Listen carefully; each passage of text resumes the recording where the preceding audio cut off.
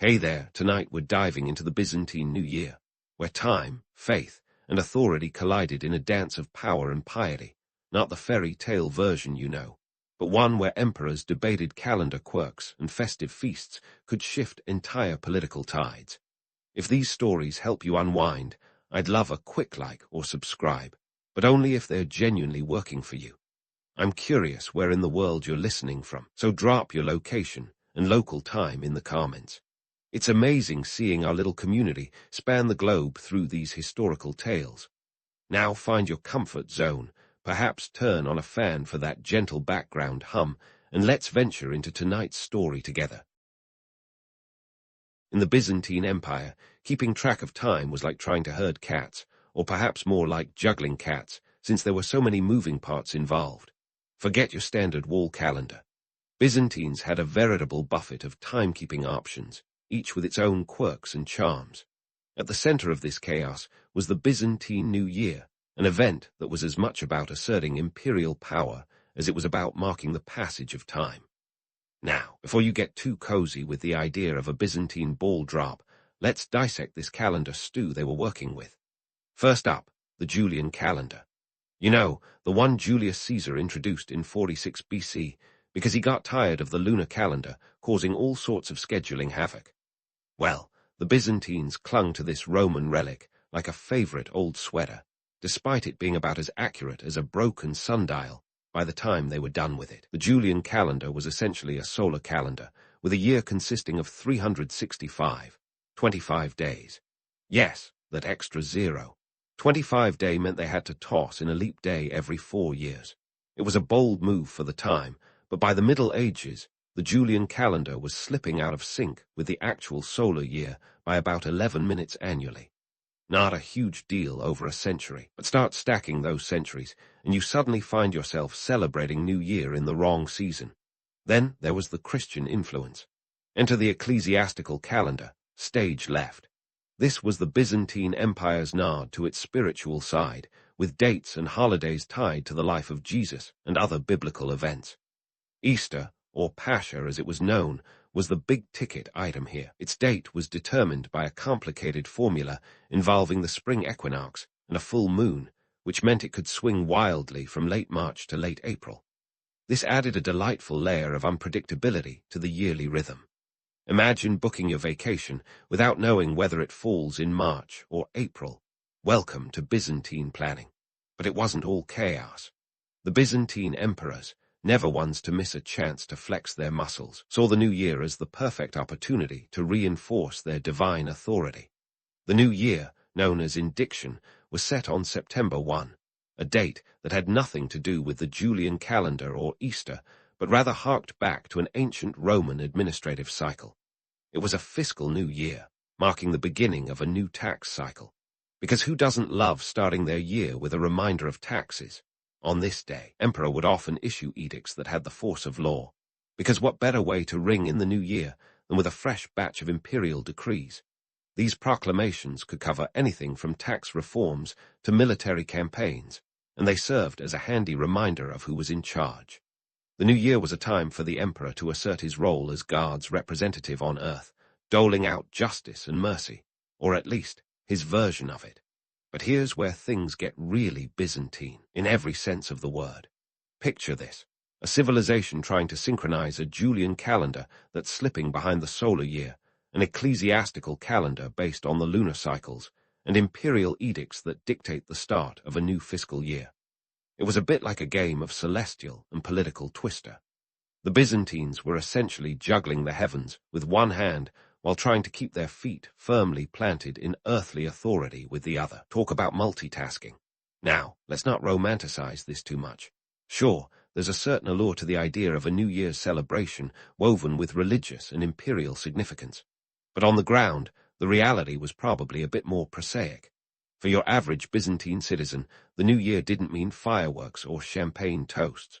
More likely, it was a day of religious observance, possibly some public festivities, and the ever-present specter of taxes looming overhead. Not exactly Times Square, but hey, it had its own kind of charm.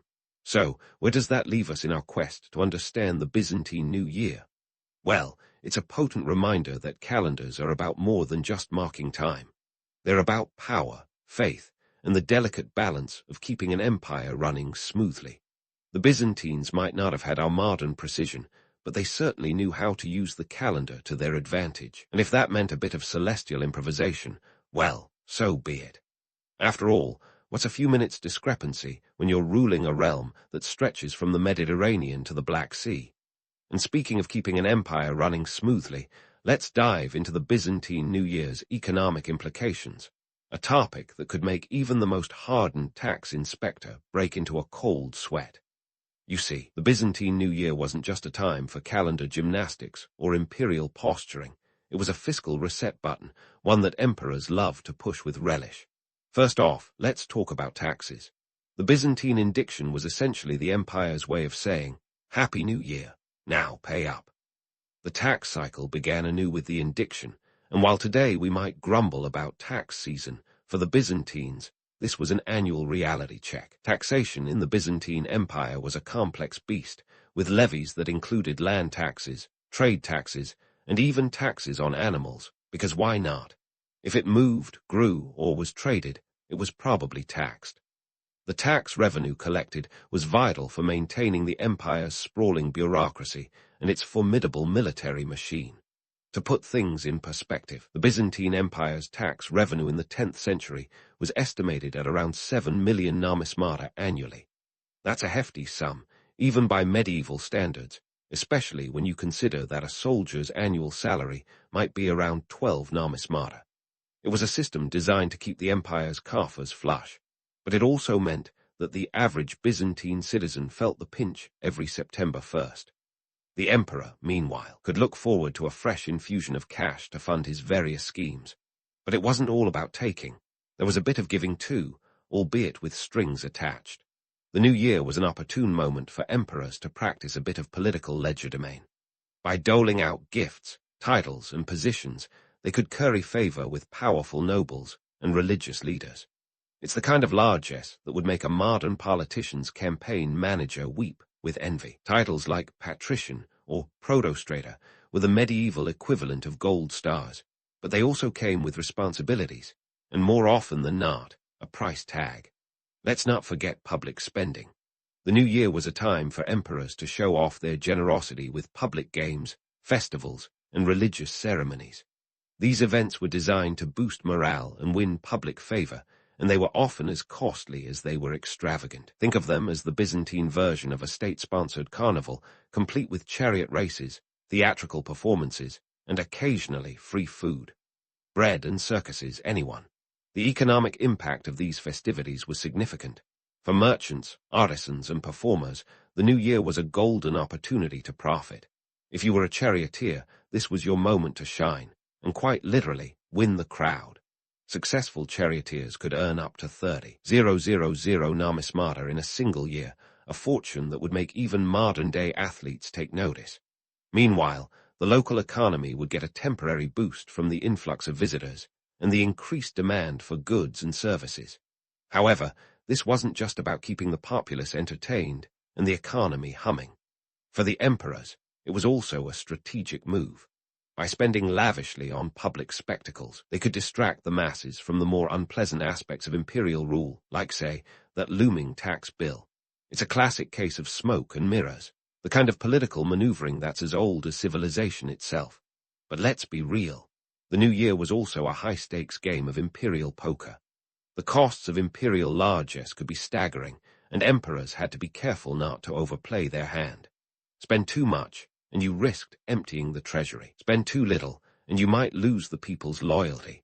It was a delicate balance, one that required both shrewdness and charisma. And here's where the myth-busting comes in. While it's tempting to romanticize the Byzantine New Year as a time of grand celebrations and imperial benevolence, the reality was far more complex.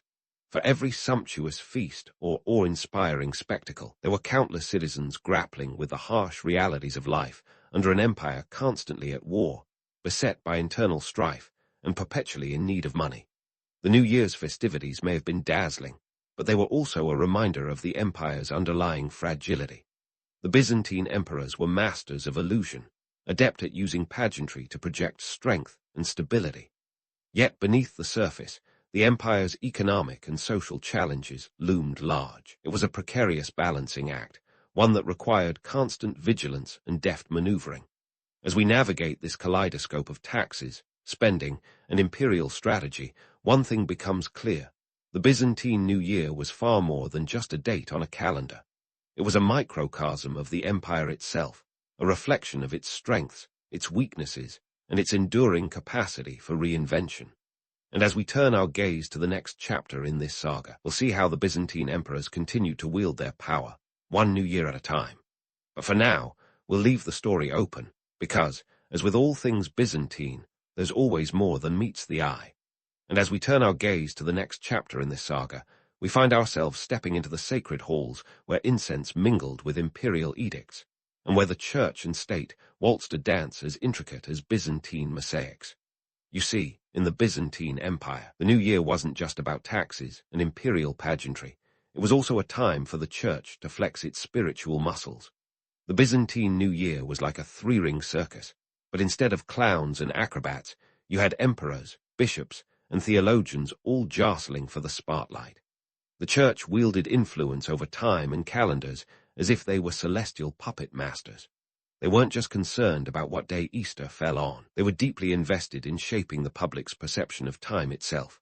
Time, after all, was a divine gift, and who better to manage it than the representatives of God on earth? Let's take a moment to talk about the church's role in reforming the calendar.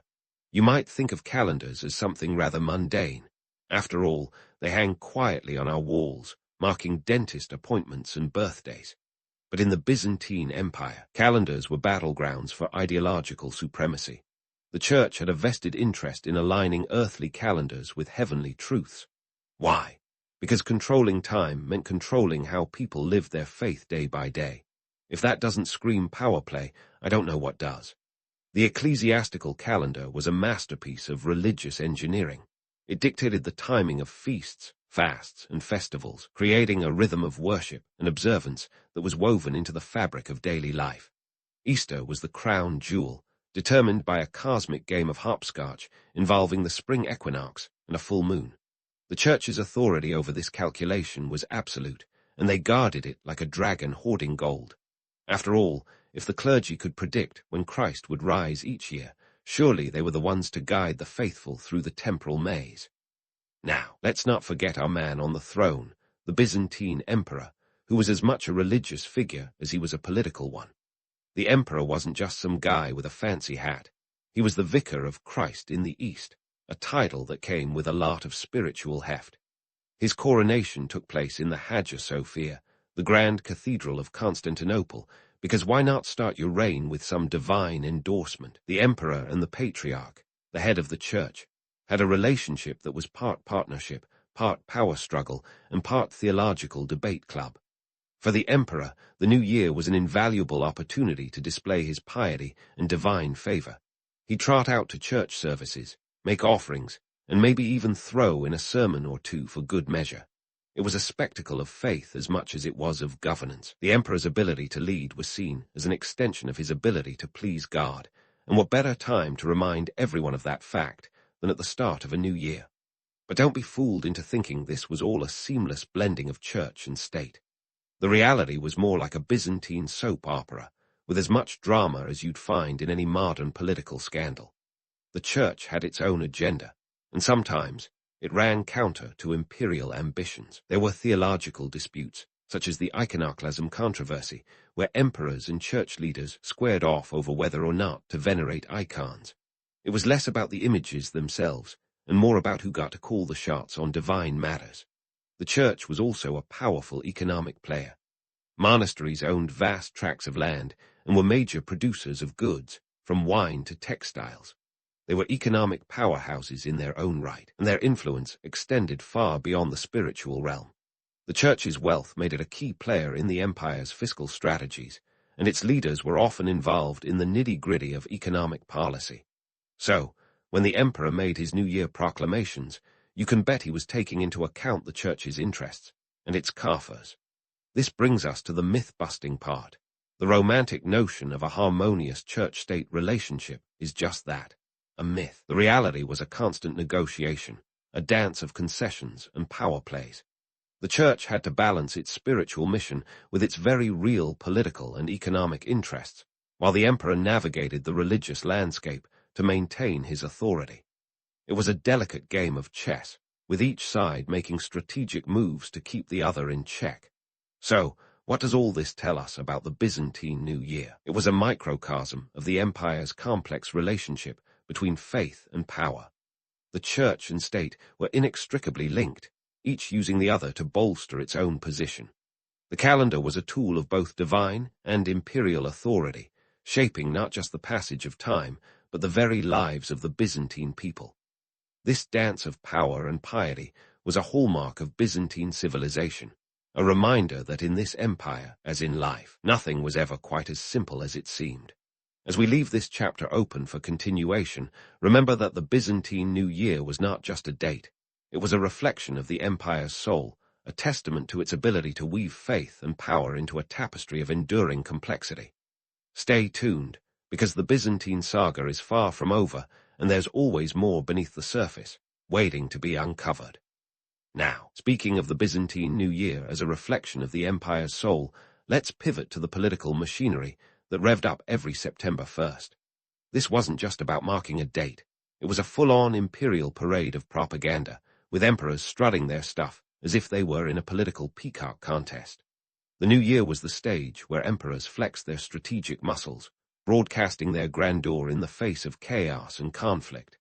First, let's talk decrees. Imagine waking up on New Year's Day to a fresh scroll of imperial edicts, hot off the Byzantine press. We're talking about laws that could change the trajectory of the empire, or at least make the average bureaucrat's head spin. Take Emperor Justinian I, the man who was practically a walking legal code. In 528 AD, he kicked off the new year with the Corpus Juris Civilis, a mammoth endeavor to consolidate and reform Roman law. It was like the ultimate New Year's resolution. This year, I'm going to rewrite the book on law, literally. But Justinian was just the tip of the iceberg.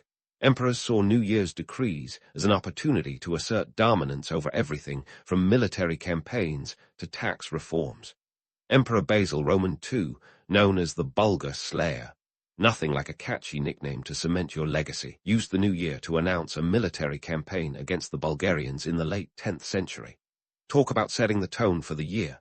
Nothing says, Happy New Year, quite like a declaration of war. These proclamations weren't thrown together willy-nilly. They were crafted with the precision of a Byzantine mosaic. Every word was chosen to bolster the emperor's image as the divinely ordained ruler, the linchpin holding the empire together. And in an age where literacy was a luxury, these edicts were read aloud in public squares, ensuring that even the most remote goat herder got the memo. It was a masterclass in ancient spin doctoring. Of course, it wasn't just about dictating policy. It was about controlling the narrative.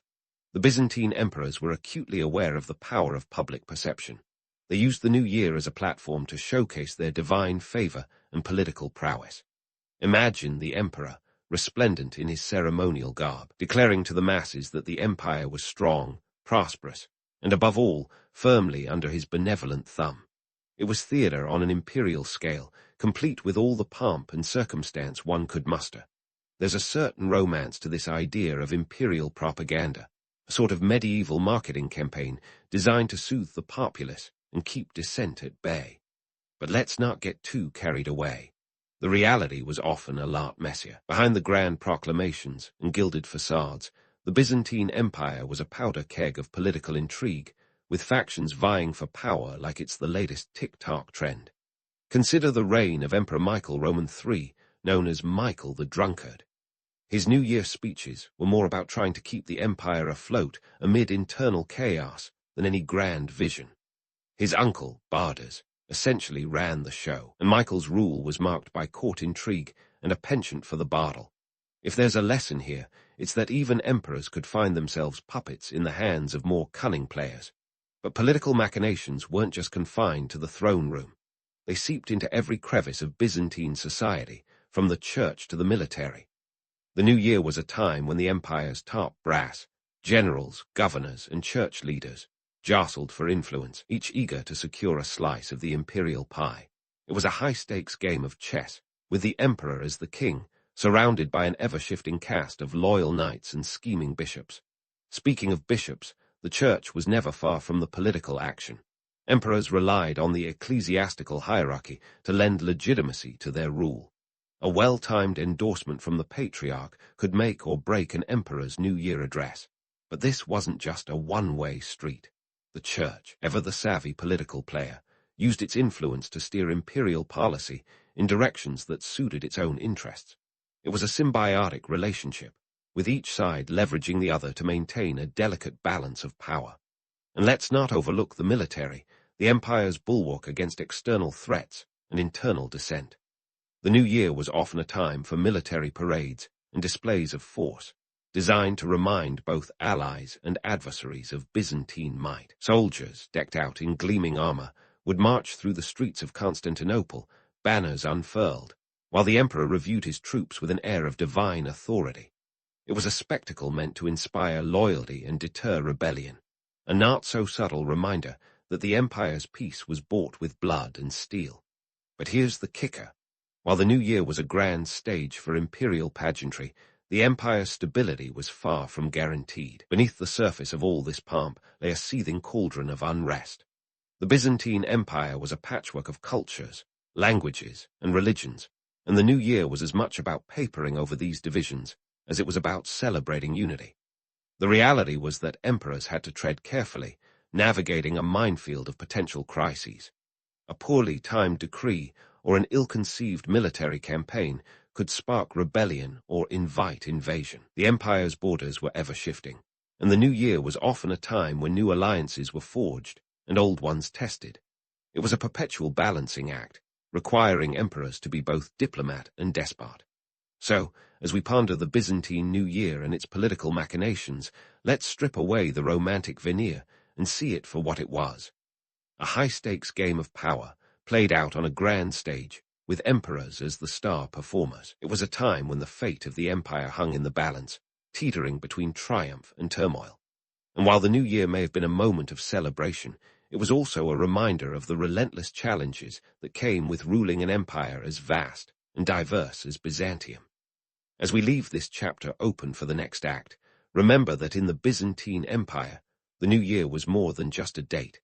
It was a microcosm of the empire's eternal struggle for power, a reflection of its complex political landscape, and a testament to its resilience in the face of adversity. Stay tuned, because the Byzantine saga is a story that never truly ends, always revealing new layers of intrigue and ambition. As we turn the final pages of our Byzantine saga, it's time to reflect on the legacy of that September 1st New Year spectacle and why it still resonates today. Long after the empire itself became a footnote in history, the Byzantine New Year was more than just a date on a calendar. It was a grand performance where time, faith, and authority collided in a fireworks show of imperial ambition. But unmask the glitter, and you'll find a tapestry woven with threads of power, religion, and yes, even a smattering of economic savvy. Let's start with timekeeping. The Byzantines, bless their calendar-juggling hearts, left us with more than a headache over leap years. Their meticulous dance with the Julian calendar not only kept the empire's daily grind synchronized, but also laid the groundwork for the Gregorian calendar we know and love, or loathe, today. It was Pope Gregory Roman XIII who finally had enough of the Julian calendar's sloppy timekeeping and gave it a makeover in 1582, trimming away the accumulated fat like a chef perfecting a recipe. The Gregorian calendar shaved off those pesky extra days, aligning Easter with the spring equinox more accurately. Yet the Byzantine obsession with celestial alignment and religious observance was the initial spark that ignited this calendar reform. It's like they handed us the baton, and we ran with it, right into the modern world. But what about the Byzantine New Year's religious undertones? Here's where things get juicy. The church, with its celestial puppet strings, was a master at crafting a spiritual narrative that synchronized divine time with earthly affairs. This manipulation of the calendar was as much about control as it was about faith, a reminder that the church's influence was as tangible as the stones of the Hagia Sophia. The ecclesiastical calendar, with its feasts and fasts, was the soundtrack to Byzantine life, a rhythm that echoed through the empire's corridors. While the church's grip on time has loosened in modern eras, the vestiges of this divine schedule linger in our holiday observances, where Easter still dances to the tune of the moon. And then there's the emperor, the ultimate New Year's showman. His role as both a divine and temporal leader set a precedent that would ripple through history. The Byzantine emperor's New Year proclamations were an exercise in authority, a tradition that echoes in today's political speeches and State of the Union addresses. It's a legacy of pageantry and power, where leaders continue to use annual platforms to assert their vision, and let's be honest, spin a good yarn about prosperity and strength. The emperor's balancing act between church and state, between being a ruler and a servant of God, is a dance still performed by modern statesmen, albeit with less incense and more teleprompters. Now, let's peel back the ornate facade and take a peek at the economic engine purring beneath the Byzantine New Year. It was a fiscal reset, a chance for emperors to replenish the coffers and flex their economic muscles. Those hefty Byzantine taxes, which made September 1st a day of both dread and anticipation, were instrumental in funding the empire's military campaigns and its grandiose public works. In today's world, this legacy persists in the form of fiscal policies and budget announcements, the modern equivalent of those imperial decrees that once echoed through Constantinople's streets. The Byzantine penchant for mixing tax collection with celebration, a paradox if there ever was one, lives on in the irony of modern tax season, where the countdown to April 15th is marked with less fanfare, but no less trepidation. The myths surrounding the Byzantine New Year are as tantalizing as a medieval masquerade. The romanticized vision of emperors bestowing gifts and titles, of chariot races and public festivities, paints a picture of an empire in perpetual celebration. But the reality, as we've seen, was a bit more grounded. The New Year festivities were as much a tool of distraction as they were of celebration, a strategic maneuver to gloss over the empire's vulnerabilities. It was a reminder that behind every grand parade lay an empire grappling with its own fragility, a narrative not unlike the modern world's penchant for using spectacle to mask systemic issues. So, as we bid farewell to the Byzantine New Year, what are the takeaways for us modern folk? First, there's the lesson of adaptability. The Byzantines were masters at bending time to their will, a skill that remains vital in our fast-paced world. Second, there's the enduring power of spectacle, a reminder that pageantry still holds sway in the political theater. And finally, there's the complexity of tradition, where the dance between myth and reality continues to shape how we perceive the past and project into the future. In the end, the Byzantine New Year was a microcosm of an empire that thrived on its contradictions, an empire that balanced the celestial with the terrestrial, the sacred with the secular, and the romantic with the real. As we reflect on this kaleidoscope of history, let's remember that the Byzantine approach to marking time was more than just a matter of calendars. It was a testament to human ingenuity, resilience, and the eternal quest for control over the chaos of existence.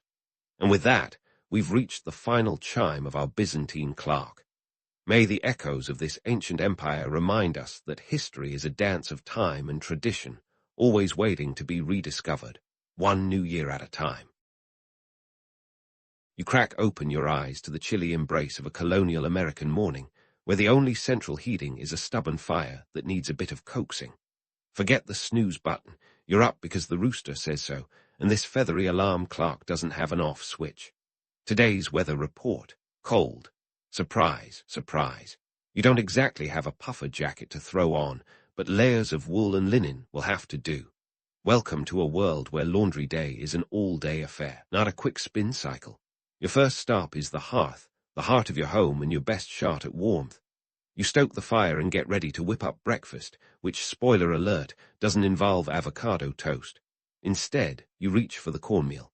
Corn is king in your pantry, a staple that's as versatile as a modern-day influencer. Grits, jarna cakes, porridge, you name it. You might even fry up some pork if you're lucky enough to have a pig in the backyard. Bacon might be a breakfast cliché now, but in the 1700, it's a luxury you don't take lightly. And here's a fun little nugget. Cornmeal and pork are so vital that they're practically the currency of your kitchen economy. Speaking of economy, let's chat about what's going on outside your cozy, drafty walls. Your town isn't just a quaint set of wooden buildings. It's a bustling hub of social dynamics and power plays. At the top of the pecking order, you've got your town leaders. Think landowners, church elders, and anyone else who's convinced themselves they're important. They make the rules, and they're not shy about it. Below them, there's you and your fellow middle-class townsfolk, holding it all together with sheer determination and a bit of elbow grease. And let's not forget the indentured servants and enslaved people, whose hard labor props up this entire social structure. Their reality is a grim reminder that your society's hierarchy is about as fair as a rigged carnival game. Your morning chores are less about choice and more about survival. Fetching water, milking cows, feeding chickens. It's a workout that puts modern gyms to shame, and the membership fee is just your eternal vigilance. Each task is a small cog in the big machine that keeps your household running. And you're not alone in this daily grind. Everyone in town is up to their elbows in similar work.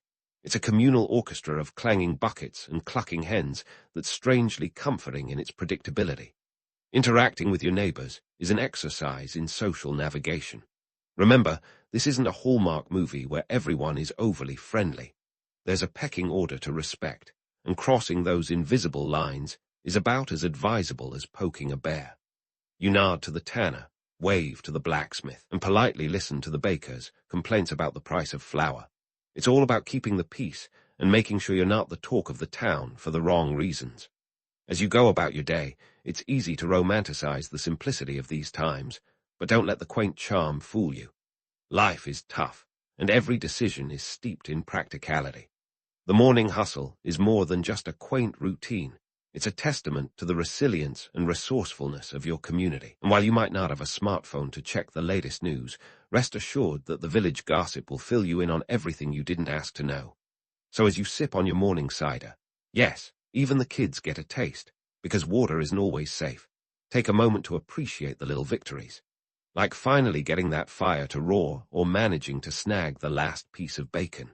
You're living history, one chore at a time, with all its warts and wonders. And while you might not have a holiday playlist to hum along to, the symphony of your town's morning hustle is the soundtrack of your life.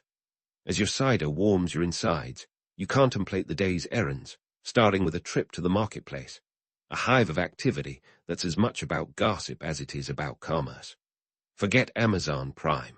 Here, the only delivery service is a horse-drawn cart, and the only algorithm at work is the town crier's booming voice, announcing the latest shipments. The marketplace is a microcosm of colonial life, where the economic dynamics are on full display. It's not just a place to pick up the essentials, it's where the town's social and financial threads weave together into a sometimes tangled tapestry. Now, let's talk turkey, or rather the cost of it.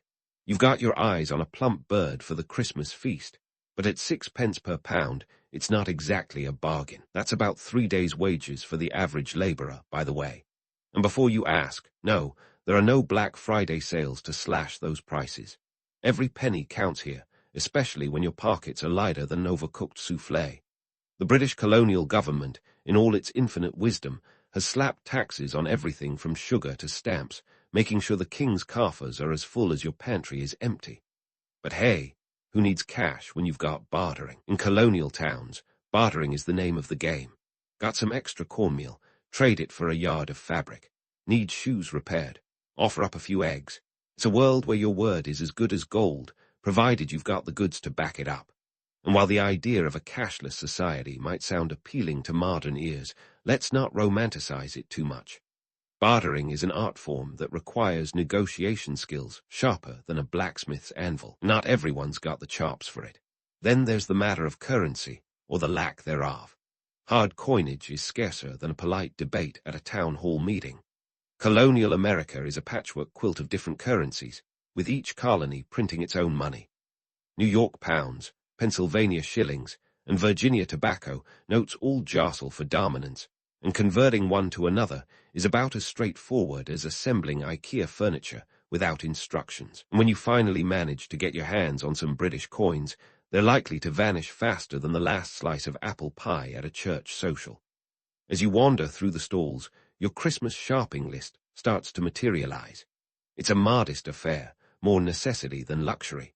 A new iron part to replace the one with a mysterious hole that seems to have appeared overnight. Some calico fabric for a new dress, because wearing the same outfit to every Sunday service is starting to raise eyebrows. And a few candles, because winter nights are long and dark, and a little light goes a long way.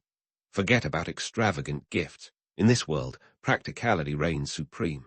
But don't think the colonial marketplace is all doom and gloom. It's also where you'll find the town's pulse, a place of vibrant exchanges and shared stories. Here, you might overhear the brewer boasting about his latest batch of ale, or catch the miller lamenting the price of wheat. It's where deals are struck, alliances are forged, and rivalries are kindled, all under the watchful eyes of the town's unofficial regulators, those nosy neighbors who know everyone's business better than their own. And let's not forget the influence of British taxation, that ever-present spectre looming over every transaction. The 1765 Stamp Act is fresh in everyone's minds, a not-so-gentle reminder of the Crown's reach across the Atlantic. The colonists are starting to see red, not just in their ledgers, but in their tempers. It's a simmering part of discontent that's slowly coming to a boil, and the marketplace is where the whispers of rebellion begin to take form. As you finish your rounds, laden with goods and gossip, you can't help but reflect on the delicate balance of it all. It's a dance of survival, where each step is carefully measured against the rhythm of scarcity and need. In this colonial world, every choice matters, and every interaction is a thread in the larger fabric of life. The marketplace is more than just a venue for trade. It's the beating heart of the town, pumping life into its veins with each transaction. So as you head home, your arms full and your purse lighter, you take a moment to appreciate the complexity of it all. Behind the quaint charm of the marketplace lies a world of economic forces and social dynamics that shape your every decision. It's a world that's both familiar and foreign, where the past echoes in the present and history unfolds in the most unexpected of places. And while you might not have the latest gadgets to distract you, the hustle and bustle of colonial life offer their own kind of entertainment, one that's raw, real, and as unpredictable as a New England winter. As you trudge home, the weight of your purchases acting as an unsolicited arm workout, you notice the town square bustling with life. It's midday, and that means one thing: time to engage in some classic colonial bonding. Sure, these gatherings might seem quaint, like a painting come to life, but they're also the social glue that holds your community together, sort of like Facebook, but with more face and less book. Today, the air is filled with the laughter and shouts of children playing games that have stood the test of time. Take ninepins, for instance, a game that's a precursor to bowling, though here, the pins are set up on a dusty patch of earth and knocked down with a wooden ball.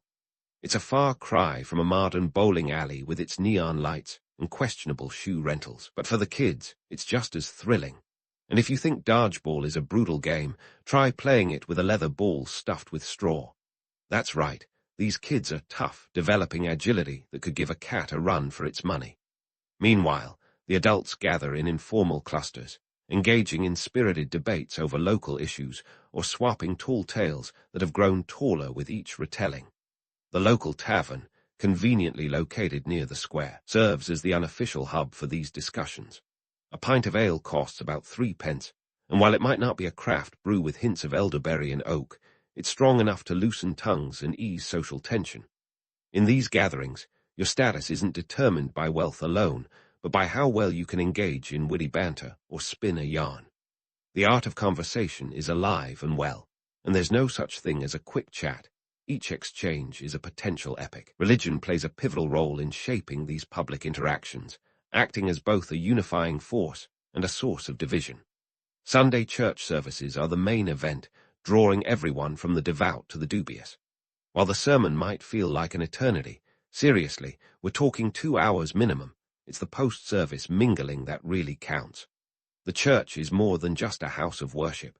It's the social epicenter, where alliances are forged and news is exchanged faster than you can say, Amen.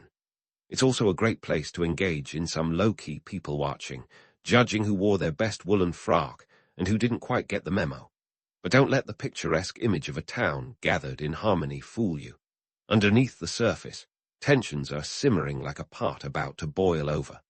The British government's heavy-handed policies are the talk of the town, especially among the more politically minded. The Stamp Act of 1765 and the subsequent Townshend Acts have left a bitter taste, and not the kind that a spoonful of sugar can fix. These aren't just policies, they are personal. Each tax is a reminder of the Crown's distant but firm grip on your daily life. And while open rebellion isn't on today's agenda, the whispers of dissent are growing louder, like a low drumbeat that's impossible to ignore. Colonial villages are often romanticized as idyllic, where everyone knows your name and life moves at a leisurely pace. But the truth is messier, more complicated. The village is a microcosm of larger societal forces at play, where economic hardship and political discontent are as much a part of daily life as the cobblestones you walk on. It's not all sunshine and roses. It's a delicate balancing act where every decision has a ripple effect. Nothing is truly simple. Take, for instance, the role of indentured servants and enslaved people in shaping village life. While history books might gloss over their contributions, the reality is that much of the labor-intensive work, everything from tilling the fields to crafting goods, is carried out by these individuals. Their toil is the backbone of the economy, yet their voices are rarely heard in the town square. It's a brutal truth that undercuts any notion of colonial charm. Meanwhile, the political landscape is becoming increasingly fraught. Town meetings, once a venue for discussing mundane issues like the condition of the roads, are now charged with a new energy. Discussions about whether to boycott British goods or how to react to the latest tax are becoming the norm. The rhetoric is heating up, and the lines between loyalist and rebel are starting to blur. It's a powder keg waiting for a spark, and everyone knows it. Amidst all this, you find pockets of joy and camaraderie. The simple pleasures of a shared meal or a successful trade are celebrated with a zeal that feels almost rebellious. In a world where life is unpredictable and often harsh, these moments are cherished like rare jewels. The village might be under pressure, but its spirit is unbreakable, constantly adapting and finding light in the darkest corners. As the sun begins its slow descent and the shadows lengthen, you join others in lighting candles against the encroaching darkness. The flickering flames cast a warm glow over the square, creating a sense of unity. It's a poignant reminder that while the future might be uncertain, today, at least, you're part of a community that stands together against the cold. And as you tuck into your evening meal, you reflect on the day's events, knowing that tomorrow will bring new challenges and new opportunities to navigate this ever-evolving colonial world. So, as you settle in for the night, wrapping yourself in layers to fend off the chill, you can't help but feel a sense of resilience coursing through the town. It's a world in flux, where the past and future collide in unpredictable ways. And as you drift off, lulled by the crackling fire, you can't help but wonder what the next day will bring in this ever-changing tapestry of colonial life. As the glow of the hearth fades into comforting embers, you're already thinking about tomorrow's grand event, the Christmas feast. It's the colonial version of a blockbuster premiere, where the entire town brings their A-game to the table. Forget about the stress of orchestrating a modern-day holiday meal with its endless scroll of online recipes and culinary gadgets. Back then, prepping for Christmas involved a level of logistics that would make a military general sweat. First on your agenda is a trip to the smokehouse. It's the colonial pantry, where you'll find salted meats hanging like a lineup of tasty prospects. You've got pork, beef, and maybe a turkey, if you've really hit the jackpot. And let's not forget venison. Yep, Bambi's on the menu, because hunting isn't just a pastime, it's dinner insurance. Your cold storage is literally a room full of cold air, and if you've really planned ahead, your meat supply is as fat as your neighbor's prized hog. Now let's chat about the main event, the Christmas pie. But this isn't your garden-variety apple pie. No, this is a beast of a dish that could double as a weapon if thrown. We're talking about a pie that contains upwards of 5 different meats: turkey, chicken, pigeon, rabbit, and beef. It's basically an edible Noah's Ark. The crust is thick enough to withstand a minor earthquake, and it's as essential as the filling, serving as both dish and dessert. Think of it as the colonial equivalent of a turducken, only less Instagrammable. The ingredients for this feast are a testament to the transatlantic mix of cultures. You're not just using European staples like sugar, which costs a whopping 6 pence per pound, an expense that makes your wallet squeal. You're also incorporating Native American contributions like cranberries, corn, and squash, those unsung heroes of the colonial diet. Forget about the romanticized first Thanksgiving. This is the real blending of traditions, where practicality meets opportunity on your plate. And now, a quick pit stop at the herb garden, the unsung hero of your culinary endeavors. Sage, thyme, and rosemary are the holy trinity of seasoning, adding flavor to your dishes while masking any less than fresh scents from the meat. These herbs aren't just spices. They're a medieval remedy book promising to cure anything from a cold to a case of the doldrums. In a world where medicine is about as reliable as a soap bubble, you'll take whatever superstitions you can get. While the adults are knee-deep in meal prep, the kids are handling dessert duty. That's right, you've got a team of pint-sized pastry chefs rolling out dough for mince pies. These aren't your sweet, modern concoctions. They're a savory mix of meat, fruit, and spices, a nod to the Elizabethan palate. Sugar is a luxury, so the sweetness comes from dried fruits. Think raisins and currants, which are as precious as your best china. The kitchen is a cacophony of clanging pots and sizzling pans, a symphony that's far more chaotic than any modern cooking show. There's no sous vide or instant pot here, just open flames and cast iron, where the line between cooked and charred is as fine as a strand of hair. You're working with what you've got, and if that means a bit of grit in your gruel, so be it. It's not just a meal, it's an endurance test. And then there's the matter of drink. If you're lucky, you've got a stash of mulled cider or perhaps a bit of homemade ale. Wine is an extravagance, imported at great cost, and likely reserved for the most special of occasions. Your drink of choice is more likely to be a punch, a concoction of whatever spirits you can scrounge up, mixed with sugar and spices. It's the colonial answer to the modern cocktail, minus the tiny umbrella. As you prepare for the feast, you're also preparing for the social event of the season. This isn't just a meal. It's a chance to see and be seen, to engage in the delicate dance of colonial politics, where alliances are formed over a shared plate. The table is an equalizer, where everyone from the town elder to the newest indentured servant shares in the bounty. It's a moment of unity, albeit a fleeting one, where the social hierarchy is temporarily suspended in favor of communal celebration. But don't be fooled by the festive atmosphere. Beneath the surface, the political tensions are as thick as the stew you're stirring. The taxes imposed by the British are a constant thorn in the colonists' sides, and every penny spent on sugar or tea is a reminder of the Crown's distant but domineering presence. Conversations at the dinner table might start with the merits of a good pie crust, but often veer into heated debates about freedom and autonomy. It's like a modern family dinner at Thanksgiving, political discussions unavoidable, but here, they are literally revolutionary. As you finally sit down to the feast, surrounded by the fruits of your labor and the warmth of the hearth, you can't help but feel a sense of accomplishment. It's a meal that's more than the sum of its parts, a celebration that reflects the resilience and creativity of your community. Each dish tells a story, each flavor a testament to the blend of cultures and traditions that define your world. It's a moment to savor, a pause in the whirlwind of colonial life to appreciate the bounty before you. And as you dig into the Christmas pie, savoring the medley of meats and spices, you're reminded that history is a living thing.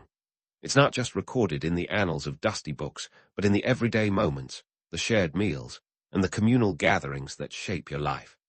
This feast, with its mix of the familiar and the foreign, is a microcosm of the colonial experience. A blend of old and new, tradition and innovation, all served on a platter of practicality. So, as the evening winds down and the fire crackles its last, you take a final sip of cider, letting the warmth wash over you. The feast is a memory now, a fleeting moment of joy in the ever-turning wheel of colonial life. Tomorrow, the cycle of chores and challenges will continue, but for now, you're content to bask in the glow of community and tradition. And as you drift off to sleep, you can't help but wonder what tales tomorrow will bring in this vast, unpredictable tapestry of history. As the last remnants of your festive feast fade into the glow of the hearth, you find yourself reflecting on the day's events, the warmth of community still lingering like the taste of mulled cider.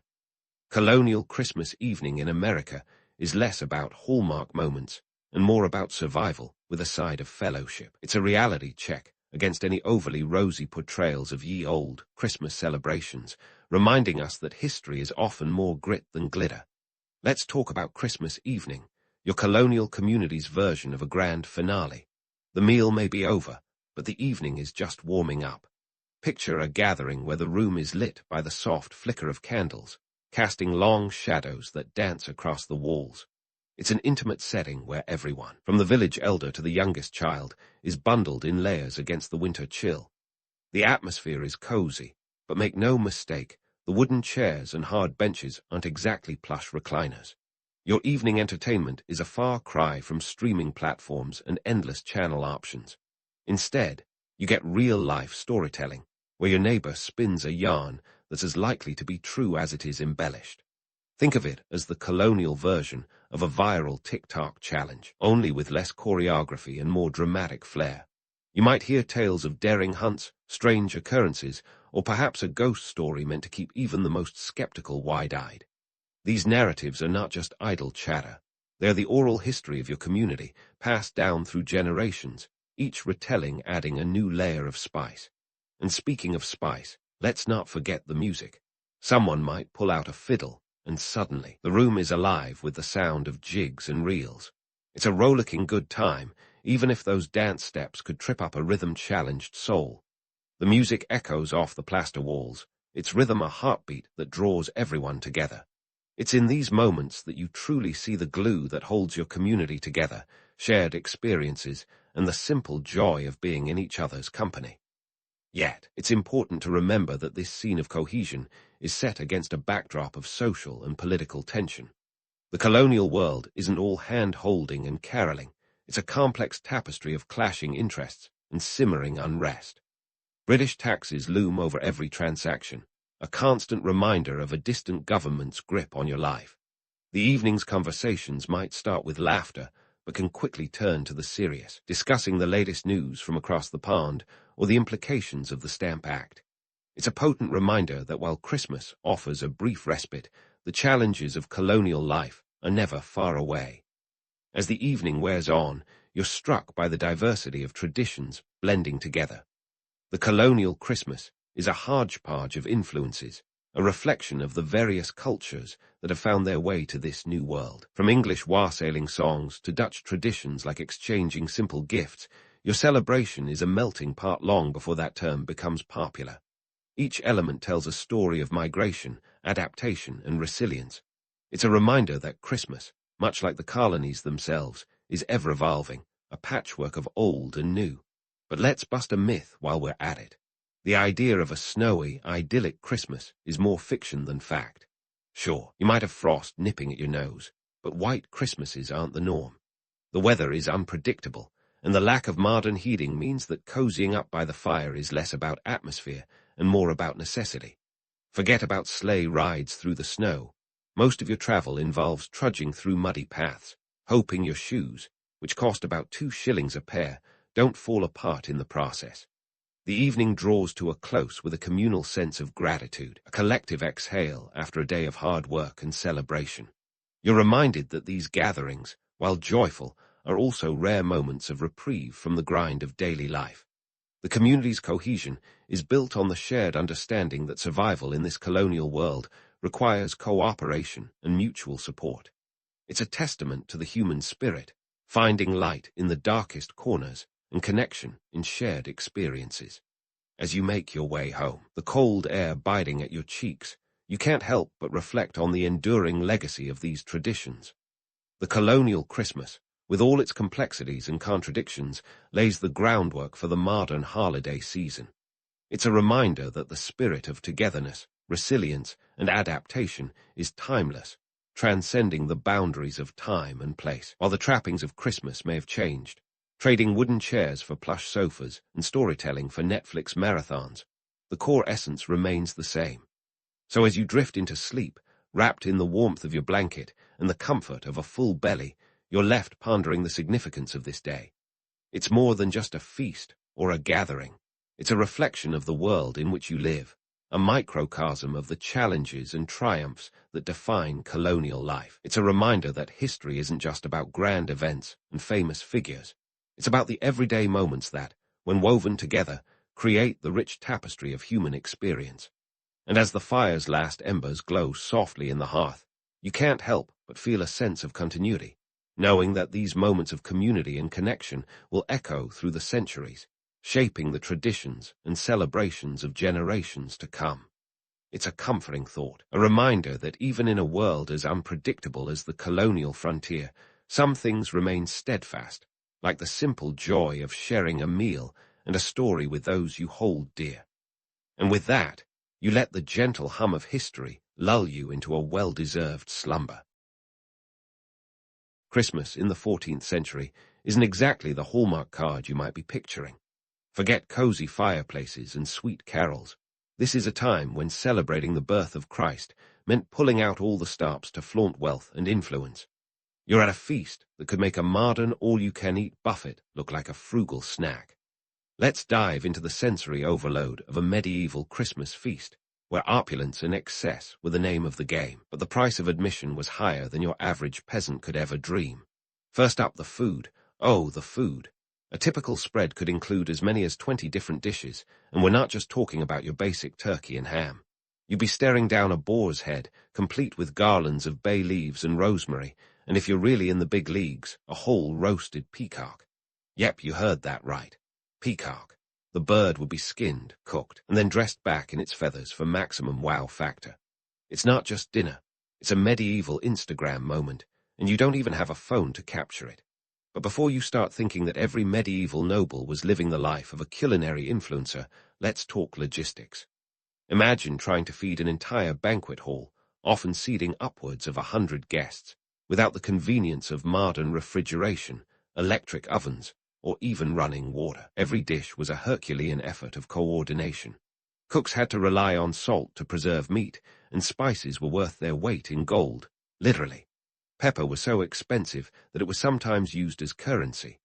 Meanwhile, the kitchen staff worked like a well-oiled machine, except the oil was mostly lard, and the machine was a sweaty, frantic mess. Behind this spectacle was a small army of servants who did the grunt work. Picture this. The lord and lady of the manor might have a dozen or more servants just to run their household, and that number could triple or quadruple during a feast. These workers were the unseen backbone of these grand events, toiling away while the noble class clinked their goblets and stuffed their faces. And speaking of goblets, let's not forget the wine. Lots of it. Some estimates suggest that a large feast could see the consumption of over 100 gallons of wine. That's a one-way ticket to a medieval hangover if I've ever heard of one. Now, let's get into some myth-busting, shall we? The medieval feast is often romanticized as this grand, egalitarian event where everyone gets to partake in the bounty. But the truth is far less rosy. While the lords and their guests dined in splendor, the peasantry was often left out in the cold, quite literally. The socio-economic divide was as glaring as a roasted swan on a silver platter. Feast days were dictated by the church calendar, and while they allowed for a break from the back-breaking work of agriculture, they didn't necessarily guarantee a seat at the table for everyone. Your average peasant might get some scraps if they were lucky, but the real party was strictly invite only. And let's talk economics. Hosting one of these feasts was a huge financial undertaking. We're talking several weeks' worth of income for the average noble, but it was also an investment in social capital. Throwing a lavish feast was a way to display power, to cement alliances, and to climb the social ladder. In a world where status was everything, this was networking at its most extravagant. The reality behind the glitz is that these feasts were as much about politics and power as they were about celebration. They were opportunities for lords to show off their wealth, to reinforce hierarchies, and to keep their vassals in line. It was a game of one-upmanship, where the stakes were as high as a peacock's plume, and the rules were as slippery as a greased pig. So, while the idea of a medieval Christmas feast might conjure images of merriment and plenty, the reality was far more complex. It was a world where opulence was built on the backs of the many, for the enjoyment of the few. The next time you find yourself grumbling about the stress of holiday entertaining, spare a thought for those medieval servants who had to pull off the ultimate dinner party, all without the benefit of a microwave. Now that we've set the stage with all that glitz and glamour, let's pull back the velvet curtain and take a peek at the less-than-glamorous side of a medieval Christmas feast. Because, spoiler alert, the reality was more chaotic than a Black Friday sale without the security guards. First off, the dining hall. Imagine a space that's less Michelin-starred restaurant and more like a cross between a frat party and a barnyard. We're talking dimly lit, smoky rooms filled with the clamor of people shouting to be heard over the minstrel's off-key tunes. It was a sensory overload, a cacophony of sounds and smells, and not all of them pleasant.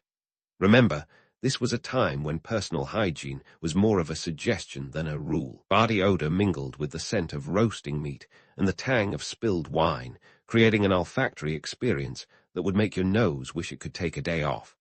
But we haven't even gotten to the food service itself. The feast was served on trenchers, which were essentially thick slabs of stale bread. Think of them as the edible version of a modern-day paper plate. Once your meal was over, these trenchers, soaked in gravy and who knows what else, were often tossed to the servants or dogs or donated to the poor, a practice known as alms, because nothing says charity like bread soaked in someone else's backwash. And if you're wondering about utensils, don't. Forks were practically non-existent in Europe until the late Renaissance. Instead, folks relied on knives and their own two hands to shovel food into their mouths. Bet you're suddenly more grateful for that spork in your kitchen drawer, huh? Absence of forks wasn't just a culinary choice.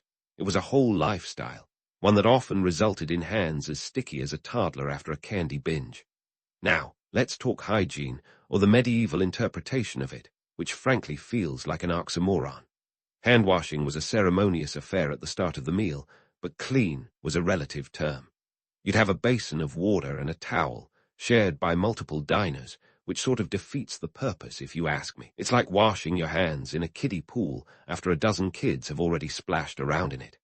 Add in the fact that soap was a luxury item, and you've got a recipe for a bacterial bonanza. Speaking of which, the threat of food poisoning was as constant as the draft through the uninsulated walls. With no concept of bacteria or germs, medieval cooks relied on their senses to deem food safe, which isn't exactly FDA approved. Spoiled food could easily end up on the table, masked by heavy spices. Remember, they didn't just use those pricey seasonings for flavor, but also to cover up less than fresh aromas. It was a gamble every time you took a bite, a culinary roulette where the stakes were your own gastrointestinal well-being. Let's not forget the seating arrangements, a microcosm of medieval society itself. The head table, often on a raised platform, was reserved for the lord and his most important guests. The further you sat from this table, the lower your social standing. It was a literal pecking order, with the best morsels served to the high-status guests, while lesser folk made do with whatever was left. The social hierarchy was as rigid as the bread trenchers, a constant reminder of where you stood in the grand scheme of things. While myths paint these feasts as jolly gatherings of mirth and merriment, the reality was a bit more survival of the fittest. The Christmas feast was a showcase of excess, sure, but it was also a testament to the inequalities of medieval society. The noble class feasted while the peasants worked, the rich drank wine while the poor drank ale, and the lords sat on cushioned chairs while the commoners stood or sat on hard benches. It was a world of stark contrasts, as sharp as the knives used to carve the roast boar. Despite the grimy details, there's a certain charm to the chaos. It was a time when people gathered not just to eat, but to reaffirm alliances, to celebrate their survival of another year, and to indulge in the few pleasures life offered.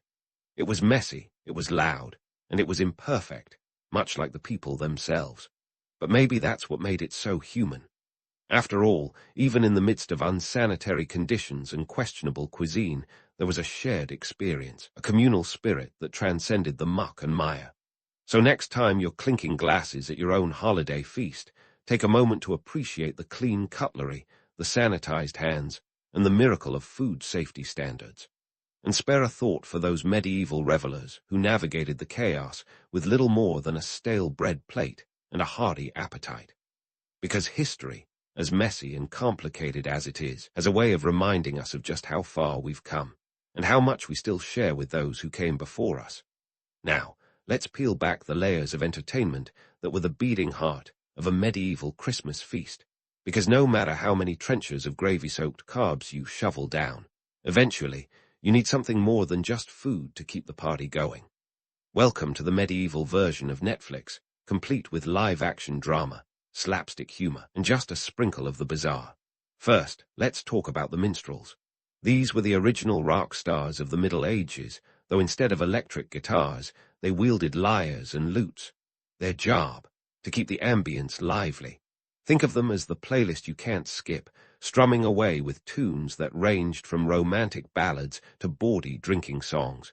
And let's not forget the jesters. These guys were the medieval equivalent of stand-up comedians, but with a lot more juggling, and let's be honest, probably a lot less wit. They wore bells on their hats, and sometimes even on their shoes, a practical choice if your goal is to be heard above the din of 100 revelers. But in case you thought medieval entertainment was all song and dance, let's up the ante with some downright peculiar spectacles. Enter the dancing bears. Yes, you heard that right. Bears. Dancing. It sounds like the fever dream of a medieval pedder nightmare, doesn't it?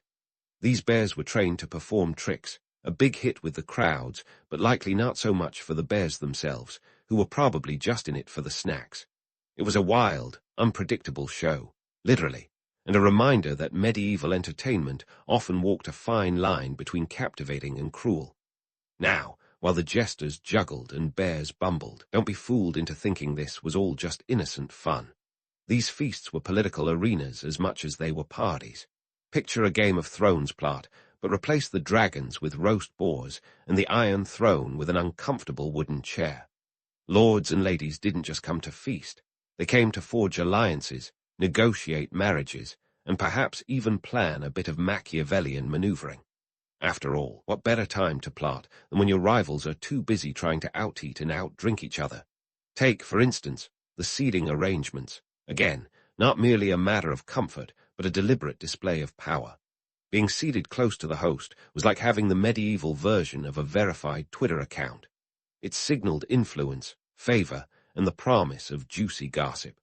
Meanwhile, the further you found yourself from the head table, the more distant your influence, both literally and figuratively. You might be chewing on the same bread trencher, but your political capital was as stale as last week's loaf. And let's not overlook the role of toasts and speeches. Today, a toast might be a quick cheers, but back then, it was an opportunity to shine, or crash and burn, in the public eye. Lords would stand and make grandiose speeches, praising the host or subtly undermining their rivals. It was a delicate dance of words, where what you said could solidify alliances, or, if you're not careful, set off a feud that would make a Hatfield-McCoy dispute look like a playground spat. Even as the feast raged on, the backdrop was one of economic and social tension. The opulence on display was not just wealth, but a declaration of power and stability, an essential message in a time when political fortunes could change as quickly as the seasons. Hosting a feast was as much a statement of dominance as it was a celebration. It was a way for the host to remind everyone of their place in the social hierarchy and to ensure their vassals' loyalty was as well-oiled as the roast goose. And that brings us to the wine, which flowed as freely as the gossip.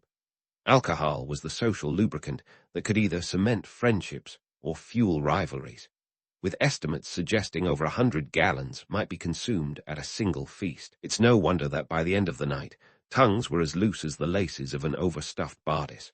But beneath the merriment, the message was clear.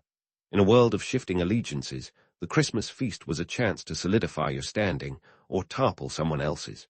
So there you have it. The entertainment of a medieval feast was a complex web of spectacle and strategy, where every jest, every song, and every sip of wine was a potential move in the chess game of power. While we might romanticize these feasts as merry gatherings of joy and community, the truth was a bit more tangled.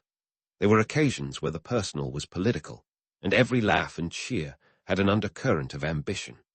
As we wrap up this little detour into medieval merriment, keep in mind that the next time you find yourself at a holiday gathering, whether you're juggling hors d'oeuvres or trying to navigate a complicated social dynamic, you're playing a part in a tradition as old as time. Because much like those medieval revelers, we gather not just for the food and drink, but for the connections we make and the stories we share. And with that, let's clink our metaphorical goblets and prepare for the next installment of our journey through the chaotic, intriguing, and undeniably human world of medieval Christmas feasts. So, as we peel back the layers of intrigue and indulgence at these medieval Christmas feasts, let's dive deeper into the economic quagmire that funded such extravagance. Hosting a feast wasn't just about impressing your friends. It was the medieval version of maxing out your credit cards to throw an Instagram-worthy wedding. And believe me, the financial hangover could be just as brutal. First off, let's talk numbers. A typical feast could cost a noble anywhere from half a year's income to a small fortune, depending on how much they wanted to flaunt their wealth. We're talking anywhere from £50 to £200 sterling, in a time when a skilled craftsman might earn only a few pounds a year. Imagine blowing your annual salary on one party. That's the kind of economic insanity we're dealing with here. But in the cutthroat world of medieval politics, this was a gamble you couldn't afford not to take. And why such a massive expenditure, you ask? Simple. It was all about keeping up appearances. In a society where social standing was as fragile as a soufflé, not hosting a feast could be seen as a sign of weakness. It was less dinner party and more live-action resume, where every course was a bullet point in your CV. Fail to impress, and you risked losing the loyalty of your vassals, might start looking for a lord with deeper pockets and more sumptuous spreads. But while the nobility played their high-stakes game of culinary chess, the local economy was both a beneficiary and a victim of their largesse. The demand for food, drink, and entertainment skyrocketed during the feasting season, and local merchants would have been rubbing their hands together with glee, or at least they would be if they weren't busy trying to keep up with orders. Suddenly, the butcher, the baker, and yes, even the candlestick maker found themselves in a seller's market. Prices for basic goods could soar, making it even harder for the lower classes to afford necessities, let alone partake in the festive spirit. Speaking of the common folk, let's bust some more myths. While the image of a medieval Christmas might conjure scenes of wide-eyed peasants peering through frosted windows at the feast of St. Nicholas, the reality was far less charming. For most, Christmas was a time of scarcity, not abundance. With winter setting in, food was harder to come by, and the best bits were reserved for those who could pay. The gap between the haves and the have-nots was as wide as the moat around the Lord's manor, and just as difficult to cross. But let's not pretend the peasants were entirely left out in the cold. There were traditions, like the aforementioned alms, where leftovers from the feast trickled down to the lower classes. However, what reached them was often as appetizing as a medieval hygiene routine. We're talking about trenchers soaked in grease and the occasional drumstick, hardly the stuff of feasting fantasies. Yet even scraps were better than nothing, and in a world where daily survival was a struggle, any extra morsel was welcome. Now, back to the big players. For the nobility, every feast was a chessboard of alliances and allegiances. Each guest list was carefully curated, a who's who of the medieval social scene. Inviting the right people meant strengthening bonds, while a snub could spark a feud harder than a hearth on Christmas Eve. And here's another twist. The feast was also a job fair of sorts. Lords would offer employment to skilled workers like cooks, musicians, and entertainers, whose livelihoods depended on the whims of their wealthy patrons. In this way, the feast served as both a social mixer and a talent show. The economic ripple effects didn't stop there. These feasts also created temporary employment for laborers who helped with setup and cleanup, akin to modern-day caterers and event staff. It wasn't just the feast that was on display, but the entire ecosystem that supported it, a microcosm of medieval society in all its complexity. For a brief, shining moment, everyone from the high-born lord to the lowliest stable hand was part of a vast, interconnected web of commerce and consumption. Yet, despite the feasting and frivolity, the shadow of scarcity loomed large. With much of the surplus consumed in these grand events, the lean months of January and February were all the more daunting. For many, the joy of Christmas was fleeting, a mirage of plenty in a desert of want. It was a reminder that in a world bound by rigid hierarchies, the divide between the feast and famine was as vast as the gap between the rich and the poor. So, as you sit down to your own holiday meal, perhaps with a modest turkey rather than a peacock in full plumage, reflect on this. The medieval feast was a spectacle of excess and a testament to the relentless pursuit of power and prestige. It was a dance of economics and ego, where the price of admission was as steep as the stakes were high. In the end, feast was a celebration not just of Christmas, but of the very social order that kept the wheels of medieval life turning. albeit with the occasional creak and groan. And while we've only just begun to scratch the surface of this fascinating chapter in history, let's leave some threads untangled for now. After all, the story of the medieval Christmas feast is far from over, and as we continue to unravel its layers, we'll find that the past is never as distant as it seems. As we peel back the layers of history, it's clear that the medieval Christmas feast was more than just a culinary showstopper. It was a social phenomenon, a high-stakes game of feast or famine that encapsulated the very essence of the era. Picture a world where the stakes of celebration were as tangible as the roast swan on your trencher, where every bite was a reminder of the delicate balance between status and survival. The medieval feast wasn't just a meal. It was a manifestation of human resilience, a testament to our age-old desire to find joy in the bleakest of times. Now, let's dive into why these feasts remain such iconic symbols of the medieval period, despite their less-than-glamorous realities. For starters, they were a dazzling display of wealth and power, a social media highlight reel centuries before the first selfie stick.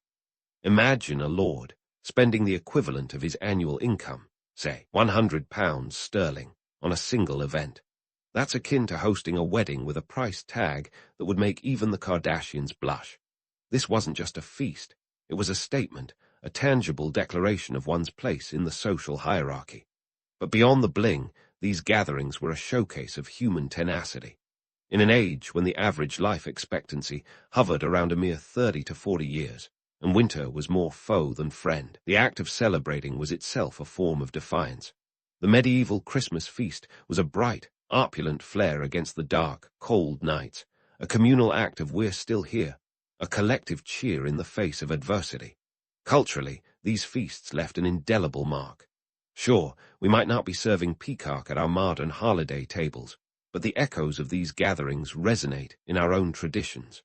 Take, for instance, the concept of the kids' table at family dinners, a humble nod to the rigid seating hierarchies of old. Or the holiday potluck, a modern spin on the communal spirit of medieval feasting, minus the trenchers soaked in other people's gravy. Let's also talk about the myths and legends that have grown around these events like ivy on a crumbling castle wall. The romantic notion of a medieval feast as an egalitarian affair persists, despite the reality being more akin to a members-only club where the password was your pedigree. While the idea of peasants joining the revelry is charming, the truth is they were more likely outside, shivering in the cold, hoping for a crumb of the festivities. Yet, we cling to these stories because they speak to a deep-seated longing for unity and togetherness, values that transcend time and circumstance. And speaking of values, let's not forget the role of these feasts in community cohesion. In a world where news traveled slower than a tortoise on a medieval road, these gatherings were crucial for sharing information, maintaining alliances, and even matchmaking. They were the medieval Facebook, Twitter, and Tinder rolled into one. And let's be honest, probably just as prone to drama and awkward encounters. Economically, the feasts were a double-edged sword. While they boosted local trade and provided employment, they also highlighted the stark disparities of wealth. The opulence on display was a stark reminder of the inequities that defined the era where the rich indulged while the poor struggled. Yet, even in this imbalance, there was a strange sort of equilibrium. The peasantry, though excluded from the main event, were integral to its success, a testament to the interconnected nature of medieval society. Their labor was the hidden scaffolding of the feast, and their resilience a quiet testament to the endurance of the human spirit. So, what do we take away from all this? The medieval Christmas feast, for all its contradictions, remains a vivid symbol of its time, an era defined by both its hardships and its triumphs. It encapsulates the relentless human drive to find joy, to create beauty, and to celebrate life, even when the odds are stacked against us. It's a reflection of a world where the lines between myth and reality blur, where the stories we tell are as important as the truths they contain. In this sense, the medieval feast is more than just a historical artifact. It's a mirror held up to our own holiday excesses. As we gather around our modern tables laden with turkey and trimmings, we are in a way echoing the medieval revelers of old. We, too, seek connection, validation, and a break from the mundane. We, too, use celebration as a balm for the soul, a way to affirm our place in the world. So, next time you sit down to a holiday meal, Whether in the glow of electric lights or candle flames, take a moment to toast those medieval revelers who laughed, loved, and ate their way through history.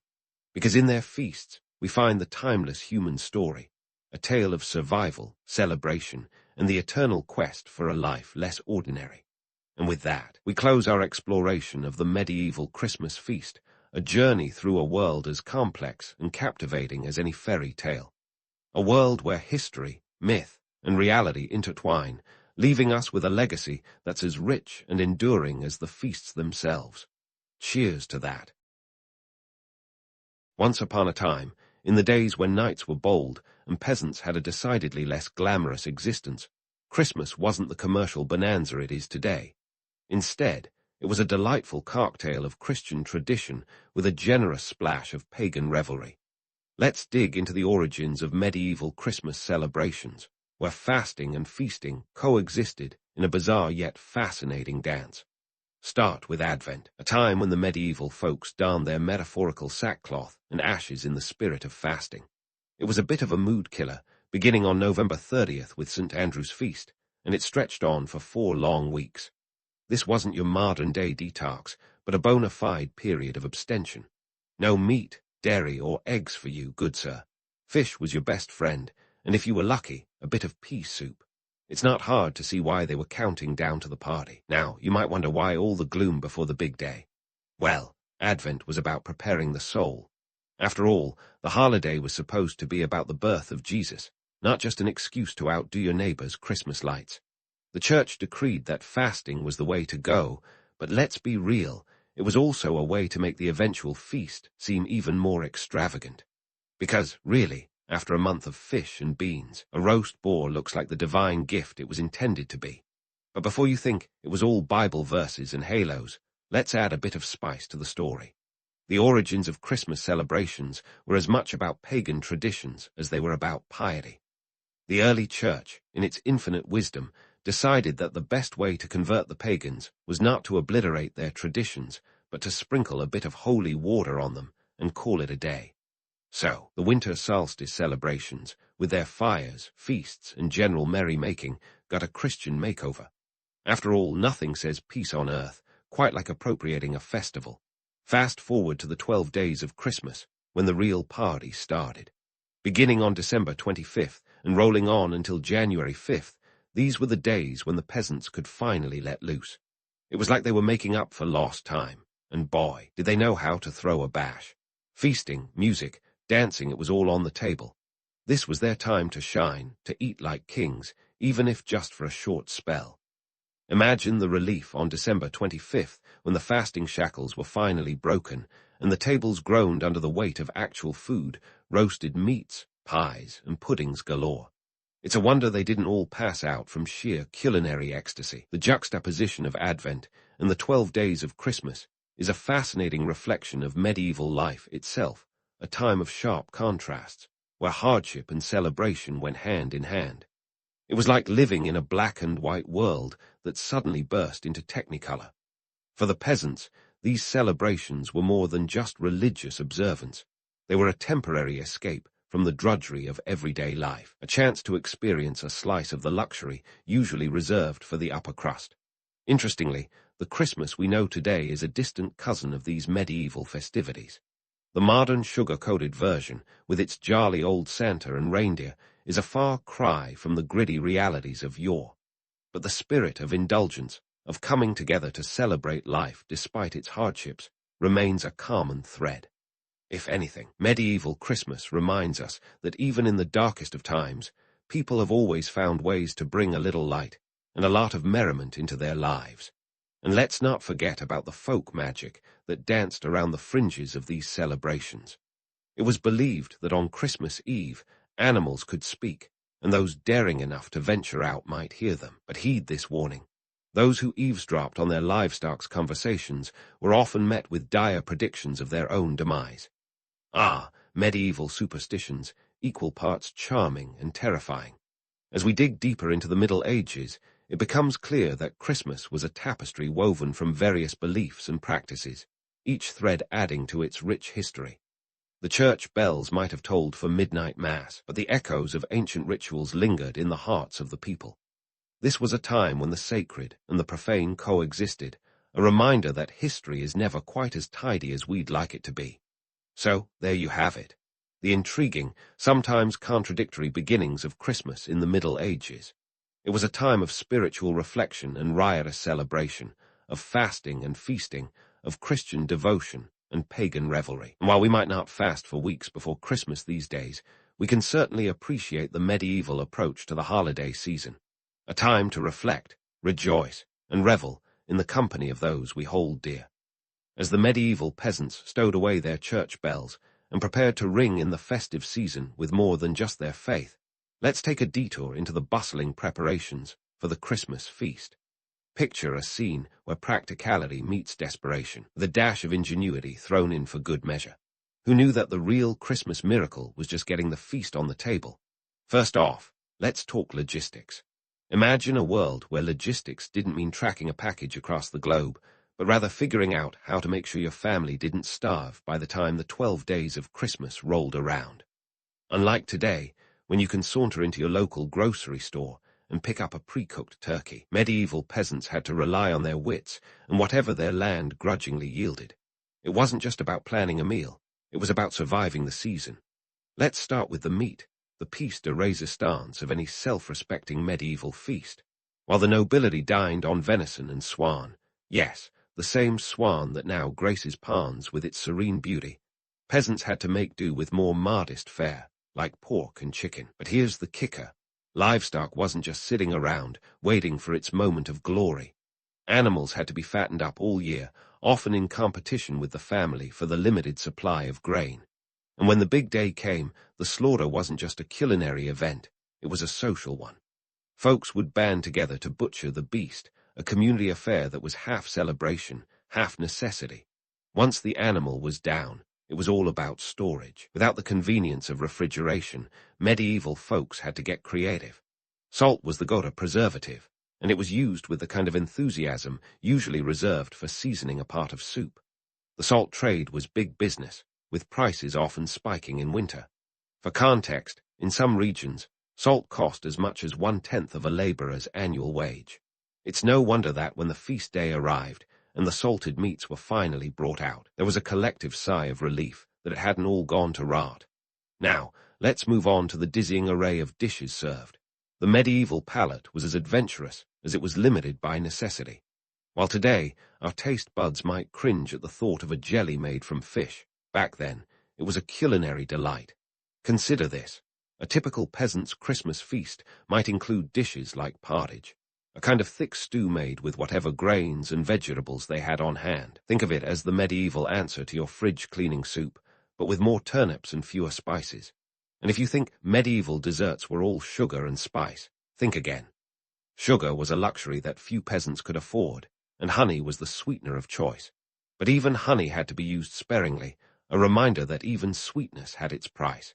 And let's not forget the humble mince pie, which, contrary to its name, initially contained a mix of meat and fruit, a combination that probably had the modern palate screaming for mercy. But let's not romanticize the peasants' table too much. In many ways, it was a testament to their resilience and ingenuity. They stretched their resources with a creativity that would make any modern-day minimalist proud. Bread was a staple, often made from barley or oats rather than the finer wheats enjoyed by the upper classes. It was dense, heavy, and sometimes even doubled as a bowl, because why wash dishes when you can just eat them? Now, beyond the economics of the feast, there were political and social factors at play. The feast was as much about community as it was about consumption. It was a time when the barriers between lord and serf were momentarily lowered, if not entirely forgotten. The lord of the manor might host a feast for his tenants, a gesture of goodwill that was as political as it was charitable. After all, a well-fed peasantry was a content peasantry, less likely to revolt and more likely to pay their tithes. The feast was also an opportunity to reinforce social bonds and hierarchies. Seating arrangements were carefully considered, with the head of the table reserved for the lord or the most important guest. It was a visual representation of the social order, a reminder that even in celebration, rank and status mattered. But while the myth of the merry medieval Christmas paints a picture of a warm, communal gathering, the reality was often less idyllic. The economic context was harsh, and the margin for error was slim. A bad harvest or an early frost could spell disaster, turning what should have been a time of celebration into one of survival. And yet, the people persevered. They found ways to celebrate, to come together and create something joyous out of the little they had. In the end, it's this spirit of resilience and community that shines through the medieval Christmas feast. It was a time when people came together to share what they had, to make the most of their circumstances, and to find joy in the company of others. It's a reminder that, even in the toughest of times, the human spirit finds a way to shine through. And that, dear listener, is a legacy worth celebrating. And so, as we continue our journey through the Middle Ages, remember that Christmas was more than just a religious festival. It was a time of social and economic significance, a reflection of the world in which it existed. As we dig deeper into the past, we'll uncover more layers of this fascinating tapestry, each one adding to the rich history of a festival that continues to evolve and endure. Stay tuned for more tales from the medieval Yuletide, where we'll explore the role of folk magic, and more in the next part of our saga. As we march onward through the medieval holiday season, let's take a closer look at the peculiar social dynamic that thrived during Christmas, a time when the rigid class structures bent, albeit temporarily. Picture this: the lord and his peasants sitting at the same table, sharing a meal. Yes, you heard that right.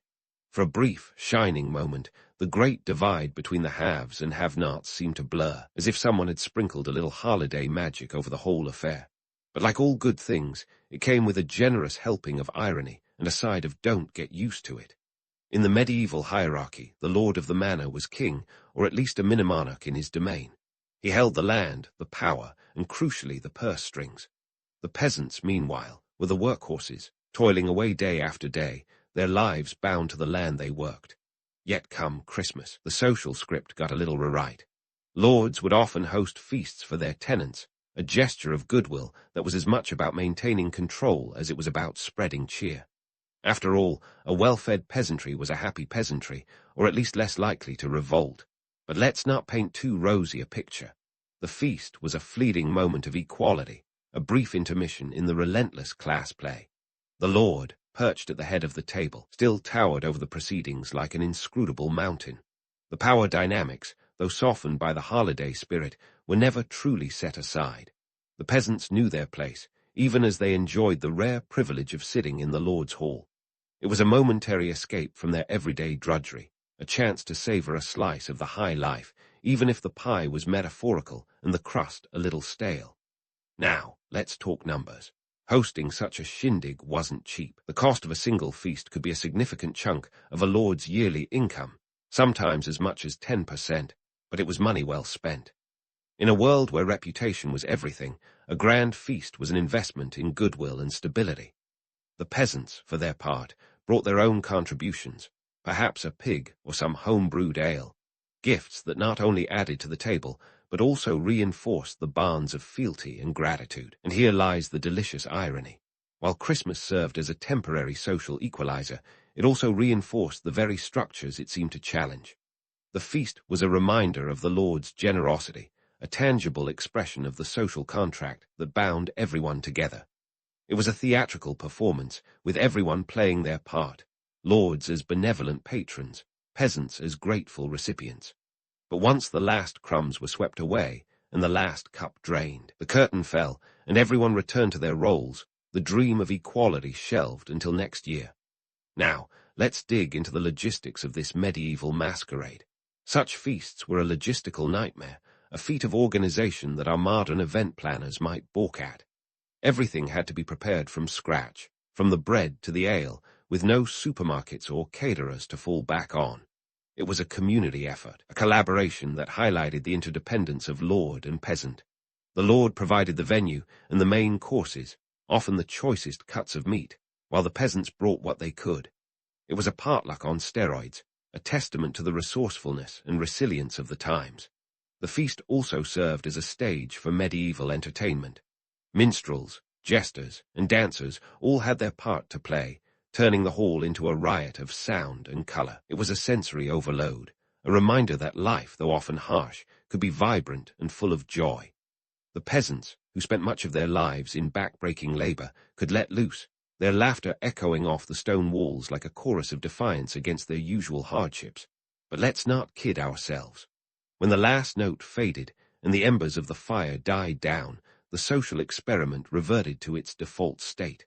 The Lord returned to his throne, the peasants to their ploughs, the gap between them as wide as ever. The Christmas feast was a temporary reprieve, a mirage of equality that vanished with the morning light. Yet it was a powerful reminder of the potential for unity, a tantalizing glimpse of a world where class lines blurred, if only for a moment. In the end, the medieval Christmas feast was a microcosm of the era itself, a time of contrasts and contradictions, where hardship and celebration coexisted in a delicate dance. It was a reminder that even in a world defined by its inequalities, there were moments of connection and community, moments that transcended the everyday struggles. The feast was a testament to the enduring human spirit, a celebration of life in all its messy, glorious complexity. And so, as our medieval tale unfolds, we see that Christmas wasn't just a religious festival or a social gathering. It was a reflection of the world itself, a world where power and poverty, generosity and inequality mingled in a heady mix. As we move forward, we'll continue to explore the layers of this fascinating tapestry, each thread adding to the rich history of a festival that has captivated hearts and minds for centuries.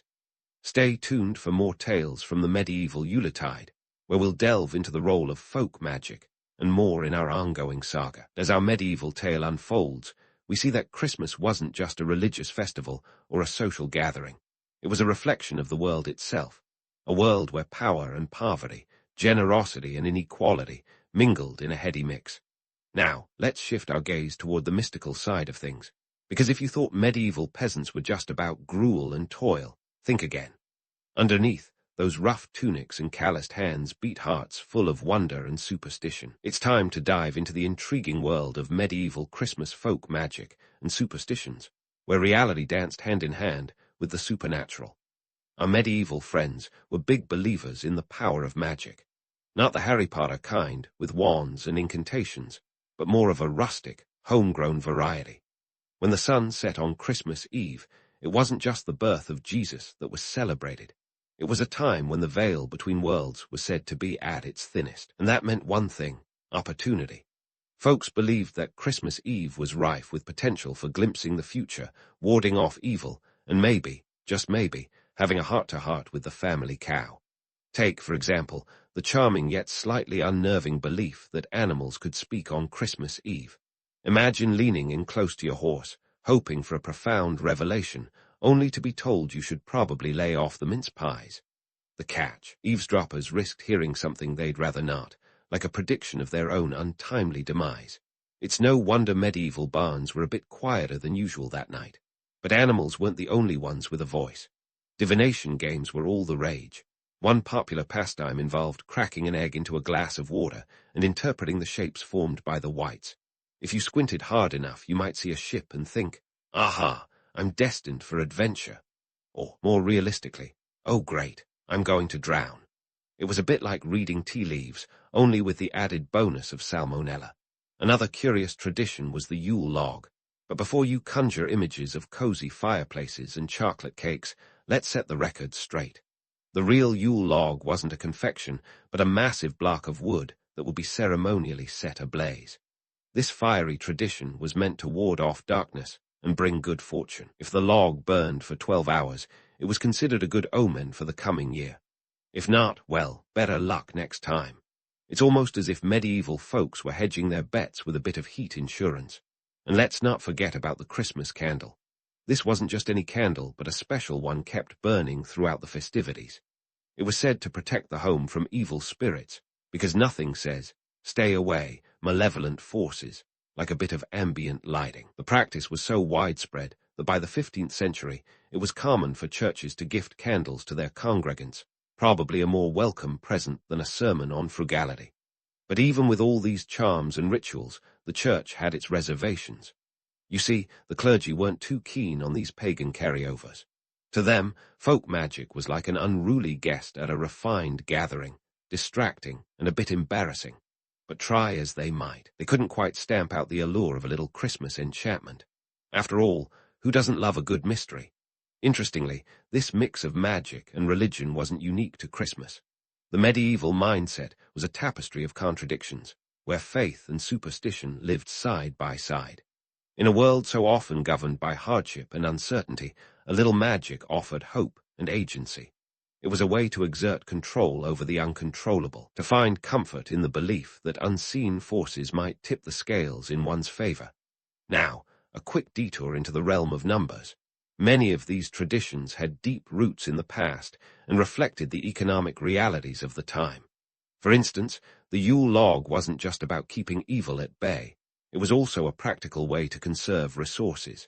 By burning a massive log, families could keep warm without constantly feeding the fire, a real boon in an era where chopping wood was a daily grind. And those divination games, they were as much about entertainment as they were about foresight, offering a cheap thrill without the need for costly props. It's like medieval Netflix, but with more eggs and fewer subscription fees. But let's not get too swept away by the romance of it all.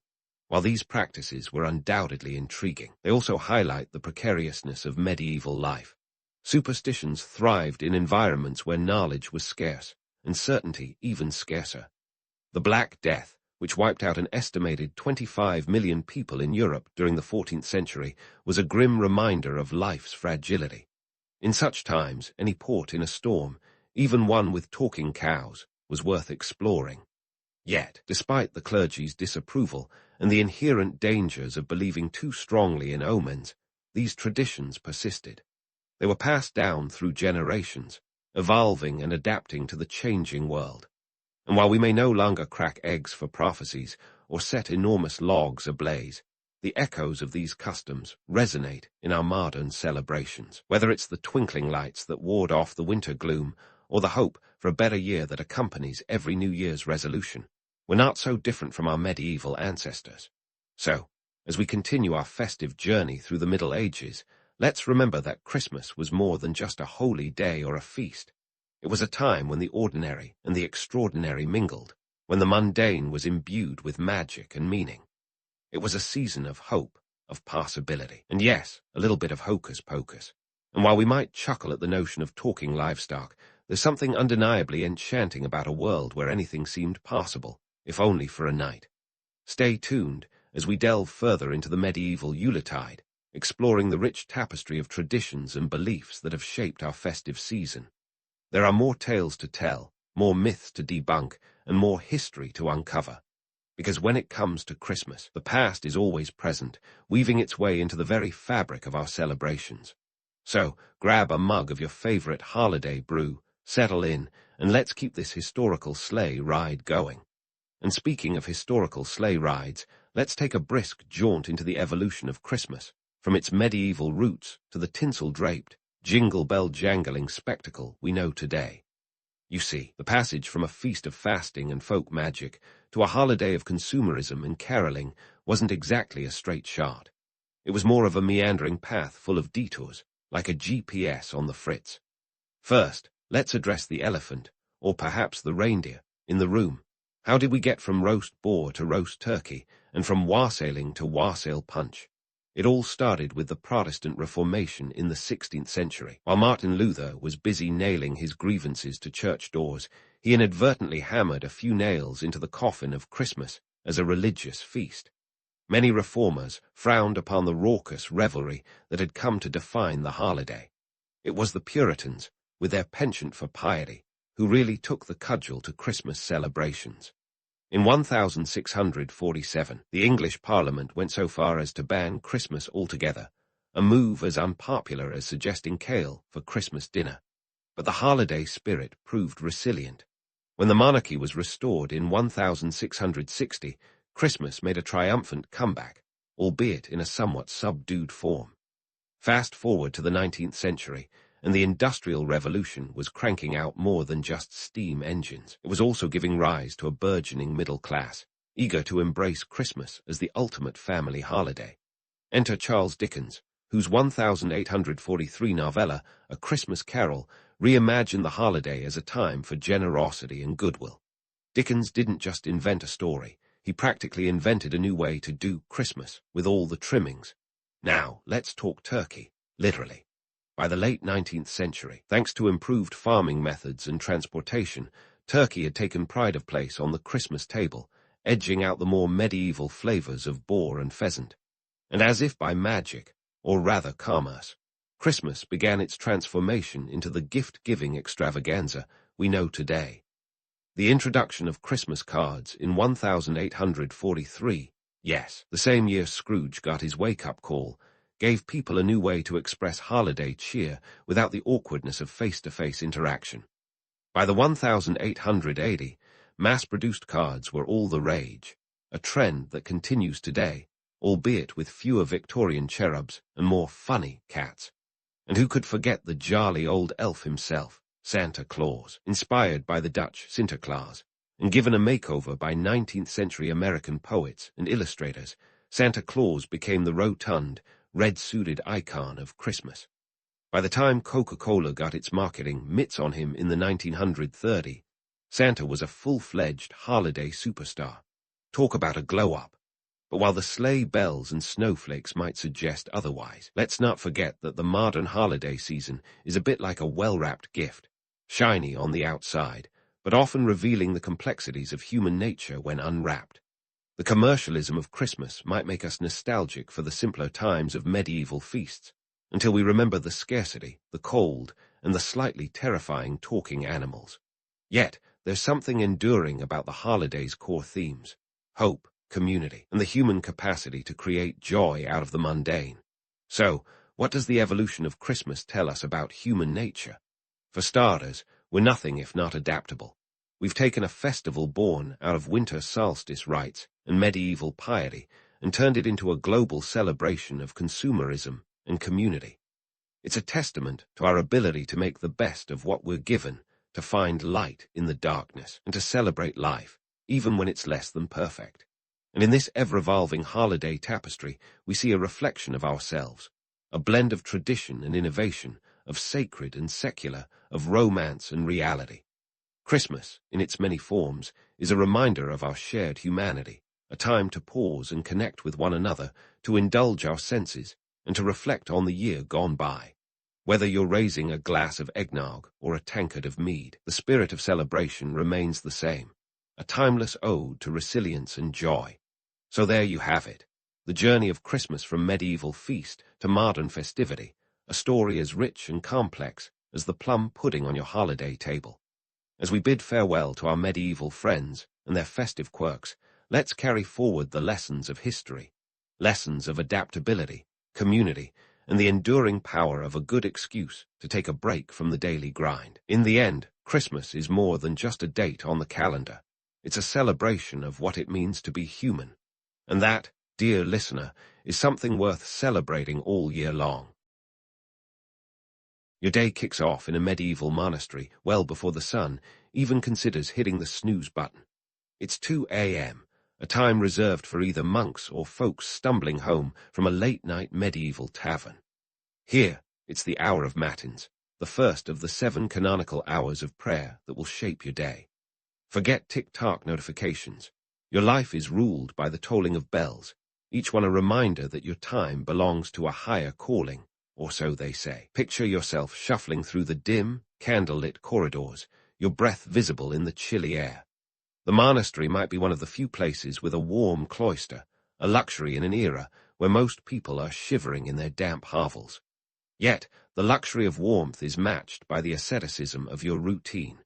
Your morning begins not with a cozy breakfast, but with a plunge into deep prayer. Matins sets the tone for a day where personal comfort takes a back seat to spiritual discipline. As you join your fellow monks, each wrapped in a habit that's seen better days, the Gregorian chants fill the chapel. You might not have an iPod, but the rhythm of the chants provides a meditative soundtrack to your life. The words are in Latin, the universal language of the Church, spoken by scholars and clergy, but barely understood by the common folk. Yet, it's not just about understanding. It's about feeling connected to something bigger than the medieval muck and mire outside these sacred walls. Monastic life is no walk in the park, and don't let anyone tell you otherwise. It's a structured existence with the kind of timetable that would make a modern-day corporate scheduler weep with envy. Beyond matins, you've got lauds, prime, terce, sext, nun, vespers, and compline. That's 8 daily prayers, each punctuated by the sonorous toll of a bell. You'll spend more time in prayer than most folks today spend binge-watching their favorite series. But let's not pretend it's all sackcloth and ashes. Monasteries are surprisingly well off in the grand scheme of medieval life. They're not just spiritual centers, they're economic powerhouses. Thanks to generous donations from local lords eager to buy a ticket to heaven, or at least a shorter stint in purgatory, monasteries often own vast tracts of land. These lands are rented out to peasants who work the fields, ensuring a steady stream of income. It's a wholly business model that would put any modern hedge fund to shame. And here's the kicker. While the average serf is breaking his back to eke out a living, the monks are enjoying the fruits of the monastery's economic engine. There are books, arguably the medieval equivalent of a Netflix subscription, and plenty of food. Typical monastery might own herds of sheep, cattle, and even vineyards. Remember, the monks' daily bread is literally in their hands, baked fresh in the monastery's own ovens. Sure, there's fasting, but you're likely eating better than the average medieval villager, who's lucky to have a bowl of porridge. Now, before you start thinking this is some kind of medieval resort, remember there's a catch. The rule of St. Benedict, the monastic code, demands obedience, poverty, and chastity. You're not exactly rolling in luxury goods. Your cell is sparse, your bed is hard, and your life is dedicated to labor and prayer. But compared to the outside world, with its plagues, wars, and famines, this place feels like an oasis of stability. The economic clout of monasteries also makes them political players. They might not wield swords, but their influence is felt in the halls of power. Kings and bishops seek their counsel, and the abbots, the head honchos of these establishments, often wield more influence than a local noble. It's a delicate balance, maintaining the appearance of humble servitude while maneuvering through the intricate web of medieval politics. So, as you stand there, chanting the pre-dawn prayers with your brothers, it's clear that your life is a tapestry of contrasts. It's a world where spiritual devotion meets economic savvy, where the call to prayer echoes through halls warmed by the wealth of the land. And as the final notes of matins fade into the ether, you can't help but feel that this might just be the most interesting gig in the Middle Ages, even if it means waking up when the stars are still twinkling in the sky. So, as the notes of matins dissolve into the cold morning air, you and your fellow monks shuffle off to your next stop, the refectory. Brace yourself for breakfast, or as monks might quip, austerity with a side of porridge. The culinary delights of monastic life are governed by rules more stringent than those of any juice cleanse or keto diet. Forget bacon and eggs. Your morning sustenance is more oatmeal than omelette. Now, let's get into the nitty-gritty of this monastic menu. According to the rule of St. Benedict, which is basically the medieval equivalent of a strict dietary guideline, the monks' daily meals are minimalistic, to say the least. Breakfast.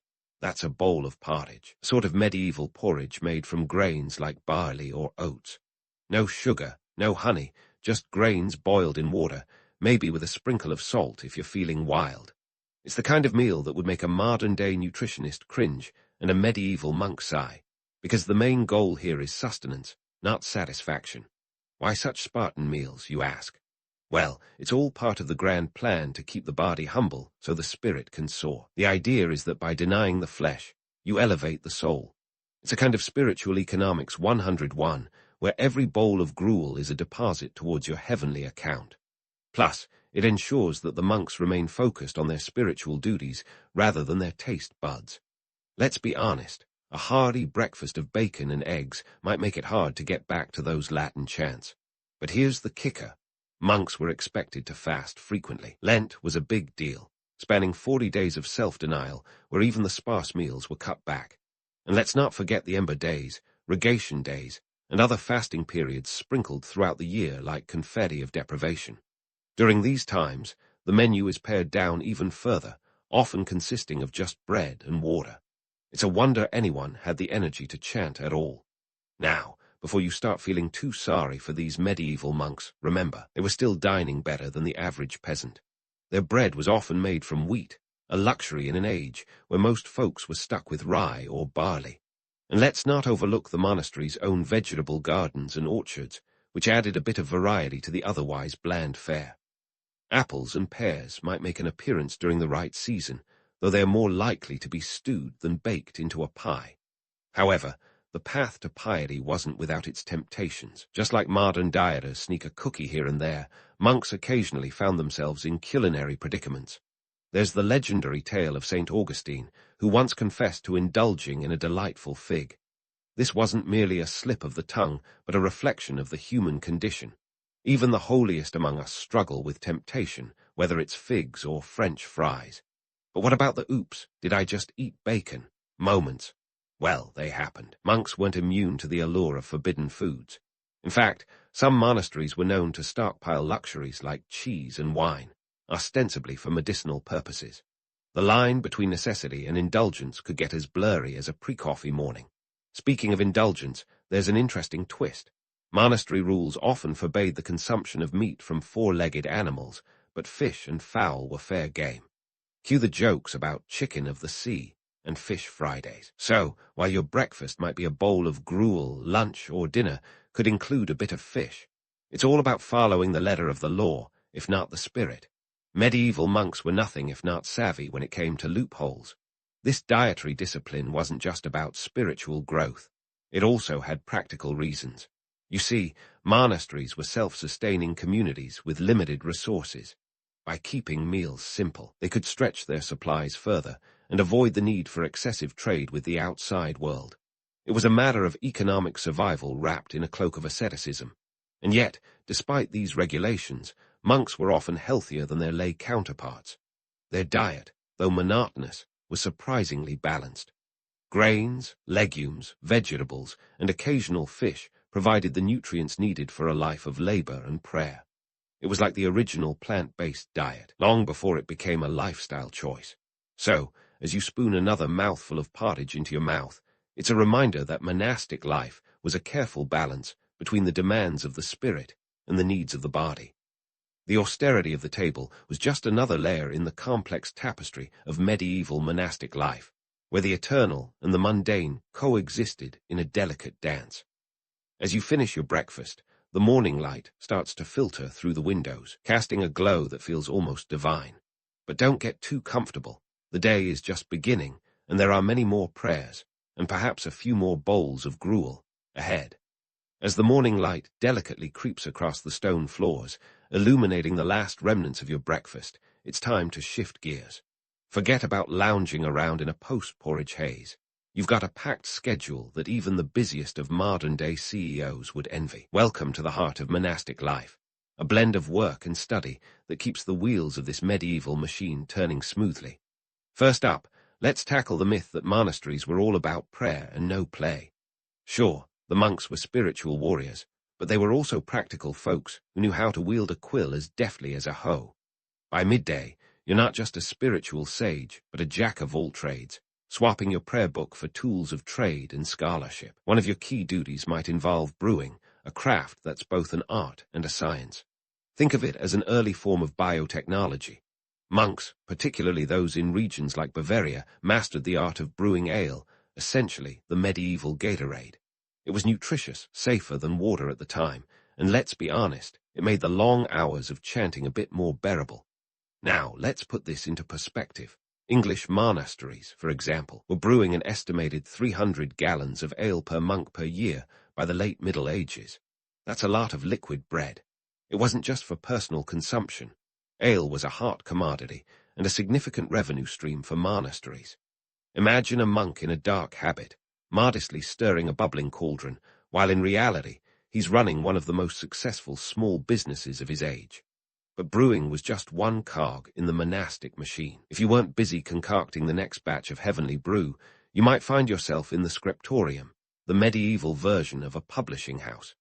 Here, you'd copy manuscripts by hand, a painstaking task that required the precision of a surgeon and the patience of a saint. Forget Control plus C and Control plus V.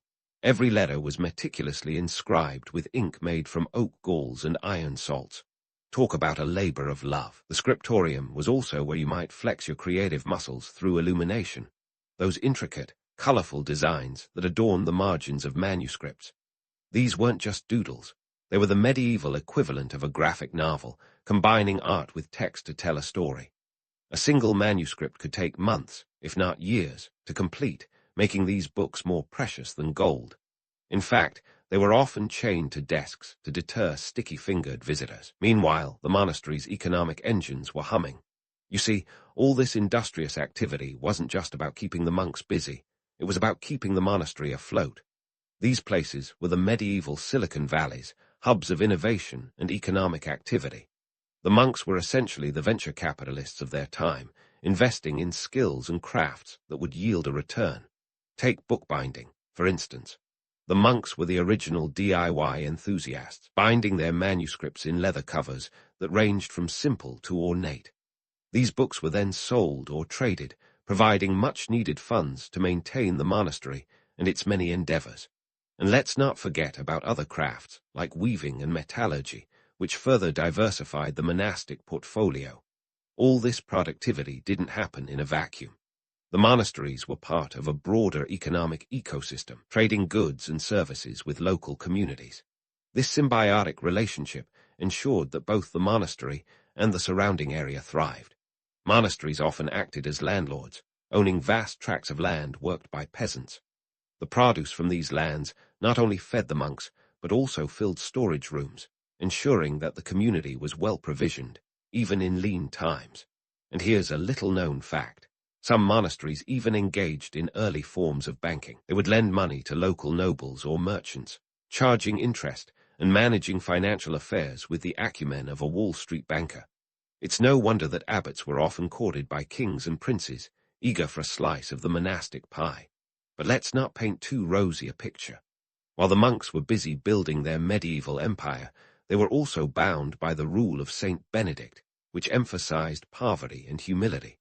It was a delicate balance, maintaining the appearance of spiritual devotion while managing a thriving economic enterprise.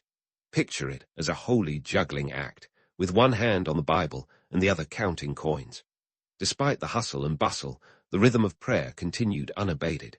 The day was punctuated by more hours of prayer, each one a moment to pause, reflect, and recharge.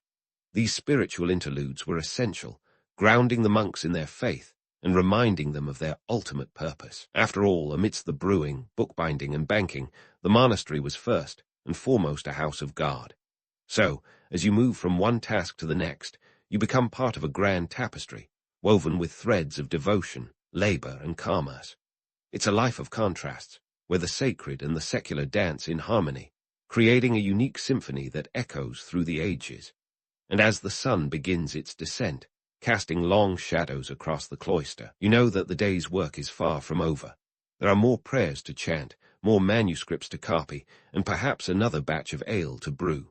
But that's a story for another time, as the medieval clock ticks inexorably towards the next chapter in the monastic saga. As the shadows lengthen and the day's hustle winds down, the monastery transforms into a hub of political intrigue. Now, if you thought medieval monks were just a bunch of pious hermits isolated from the world, then buckle up. The abbots, those shrewd leaders of monastic life, were more like medieval power brokers, wielding influence with the finesse of a social media influencer dropping a viral post. You see, monasteries weren't just spiritual retreats. They were the medieval equivalent of Silicon Valley meets Washington, D.C. The abbots, with their vast networks and economic clout, were the Elon Musks and Nancy Pelosi's of their time, minus the electric cars and political parties. But let's dive into the juicy details. Picture this: a medieval abbot sitting at the head of a long wooden table, a monkish version of a CEO, scrolling through a parchment rather than a smartphone. His influence didn't come from likes or retweets, but from alliances with kings, nobles, and bishops. These abbots were advisors to monarchs, the kingmakers behind the thrones. When a royal had a thorny issue, be it a troublesome noble or a pesky rival, the abbot's counsel was as valuable as gold. And let's face it, when your kingdom's stability is at stake, you want advice from someone who's got God on speed dial. Let's not forget the economic muscle these guys flexed. With monasteries owning vast tracts of land, they controlled a significant chunk of the medieval economy. Think about it. In England alone, monasteries owned about a third of all arable land by the 13th century. That's like Amazon owning every other plot of farmland. The abbots managed these estates with the savvy of a corporate mogul, ensuring a steady flow of resources and influence. Now, here's where it gets even more interesting. The abbots weren't shy about using their wealth to influence politics. They could loan money to cash-strapped nobles or fund a king's latest military campaign, all in exchange for a little political favor. It was politics 101, medieval style. The abbots would support a contender for the throne who promised to protect their interests, creating a web of obligations and power that would make any modern lobbyist green with envy. But let's debunk a common myth: monks as isolated ascetics. Sure, they spent a good chunk of their time in prayer and meditation, but these guys were far from cut off from the world. They were the medieval information superhighway. Monasteries housed libraries that were the envy of Europe, and monks were the scribes and scholars who kept the wheels of knowledge turning. They were the ones writing the chronicles, preserving history while subtly shaping it. Talk about controlling the narrative. Now, it wasn't all smooth sailing. The church politics were as cutthroat as any episode of Game of Thrones, minus the dragons and direwolves. The abbots had to navigate a treacherous landscape, balancing their loyalty to the Pope with the whims of local rulers. One wrong move, and they could find themselves on the wrong side of a power struggle, with everything to lose. Let's take a historical detour into the 12th century, where an abbot named Bernard of Clairvaux exemplified this political juggling act. Bernard was a Cistercian monk who became an influential figure not just within the church, but also on the European political stage. He was instrumental in supporting the election of Pope Innocent II, a move that shows the kind of clout these abbots wielded. It's like endorsing a presidential candidate and then getting a seat at the cabinet table. But Bernard didn't stop there. He played a key role in launching the Second Crusade, galvanizing support with his fiery sermons. Now, whether you see the Crusades as a noble quest or a disastrous folly, Bernard's involvement underscores how abbots weren't just spiritual leaders, but movers and shakers on the world stage. The political clout of abbots was a double-edged sword. While it brought power and prestige, it also made them targets. Rival factions within the church, jealous nobles, and ambitious bishops all vied for a piece of the pie. The abbots had to be as cunning as they were devout, a blend of Machiavelli and monk. And yet, amidst all this wheeling and dealing, the abbots had to maintain an air of humility. The rule of Saint Benedict hung over them like a medieval conscience, reminding them of their vows of poverty and service. It was a delicate dance, balancing wealth and influence with the appearance of piety.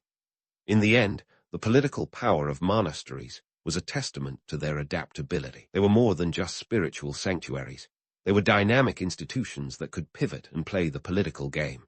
As the sun sets on this chapter of monastic life, remember that these monks were far from isolated hermits. They were the original influencers, shaping the course of history with every prayer, every alliance, and every strategic move. As you ponder this, the bells toll for Vespers, the evening prayer, calling the monks back to the chapel. It's a moment of reflection, a pause in the day's relentless pace. But even as the chants rise into the night sky, the abbots' minds are likely buzzing with thoughts of politics and power plays. Because in the world of medieval monasteries, the line between the sacred and the secular was as thin as a monk's hairline. And tomorrow, when the sun rises again, the dance of power and prayer will begin anew. As the last notes of Vespers fade into the twilight, you might think the monks would finally get a breather. But no, there's one more stop on this spiritual express train. Compline, the final prayer of the day. It's the nightcap for the soul, if you will, closing the curtain on a day packed with piety and pragmatism. Sure, you've just spent hours balancing between heaven and earth, but there's always room for a little more divine guidance before hitting the hay. Compline is a moment of reflection, a chance to let the day's events settle like sediment in a glass of ale. It's a time to seek forgiveness, offer thanks, and, let's be honest, hope you don't snore loud enough to wake Brother Bernard in the cell next door. But beyond its spiritual warmth, Compline also underscores the duality of monastic life, a mix of sacred devotion and earthly savvy that's kept these institutions ticking for centuries. Monasteries weren't just spiritual retreats, but economic engines that could rival any medieval marketplace. They were the original multinationals, balancing the books while balancing their souls. Their lands, often gifted by nobles looking for a celestial thumbs-up, were farmed by peasants who paid rent, filling the monastery's coffers and ensuring its survival. It was a win-win. The monks got their daily bread, and the peasants got a shot at celestial brownie points by keeping the monks happy. The truth is, monastic life was a masterclass in multitasking. Between prayers, the monks managed a small economy, acted as community leaders, and even dabbled in a bit of early academia. They were like medieval Renaissance men, minus the doublets and Da Vinci. They copied manuscripts, preserved knowledge, and educated future generations, all while living by the rule of Saint Benedict, which demanded humility and simplicity. It was a tough gig, a juggling act of devotion and duty, but one that ensured their legacy endured. Speaking of legacy, let's chat about how these cloistered communities left an indelible mark on European culture. For one, they were the original influencers of education. Long before universities became the intellectual powerhouses they are today, monasteries were the go-to places for learning. They preserved the classical texts of antiquity, copied them with monkish precision, and taught the next generation of clerics and scholars. If you've ever cracked open a dusty tome of Aristotle or Cicero, you can thank a monk from the Middle Ages for keeping those words alive. But monasteries weren't just about words. They were about walls, too. The architectural legacy of these institutions is nothing short of monumental. Think of the soaring arches of a Gothic cathedral or the sturdy stone walls of a Romanesque abbey. These structures were not just places of worship, but feats of engineering that still inspire awe today. Not to mention, they were often the tallest structures in the landscape, meant to point the way to heaven and impress the heck out of visiting dignitaries. It's like building the Empire State Building in a medieval village. Talk about making a statement. Economically, monasteries were ahead of their time, offering a model of sustainability that's enviable even by today's standards. They were self-sufficient, producing their own food, clothing, and wine. They managed resources with a keen eye on both the ledger and the Lord. It's this blend of piety and pragmatism that kept them afloat through wars, plagues, and the occasional Viking raid. And let's not forget their role as community hubs. Monasteries were the ancient world's equivalent of a social services center. They provided food and shelter to the poor, offered medical care in their infirmaries, and even acted as early courts, settling disputes among the locals. This wasn't purely altruistic. It was smart community management. By gaining the goodwill of the people, monasteries ensured a steady stream of support and resources, a kind of medieval public relations campaign that paid dividends for centuries. But let's bust a myth while we're here. The notion that monastic life was a one-way ticket to paradise. Sure, the monks aimed for spiritual enlightenment, but the path wasn't as straight as an arrow.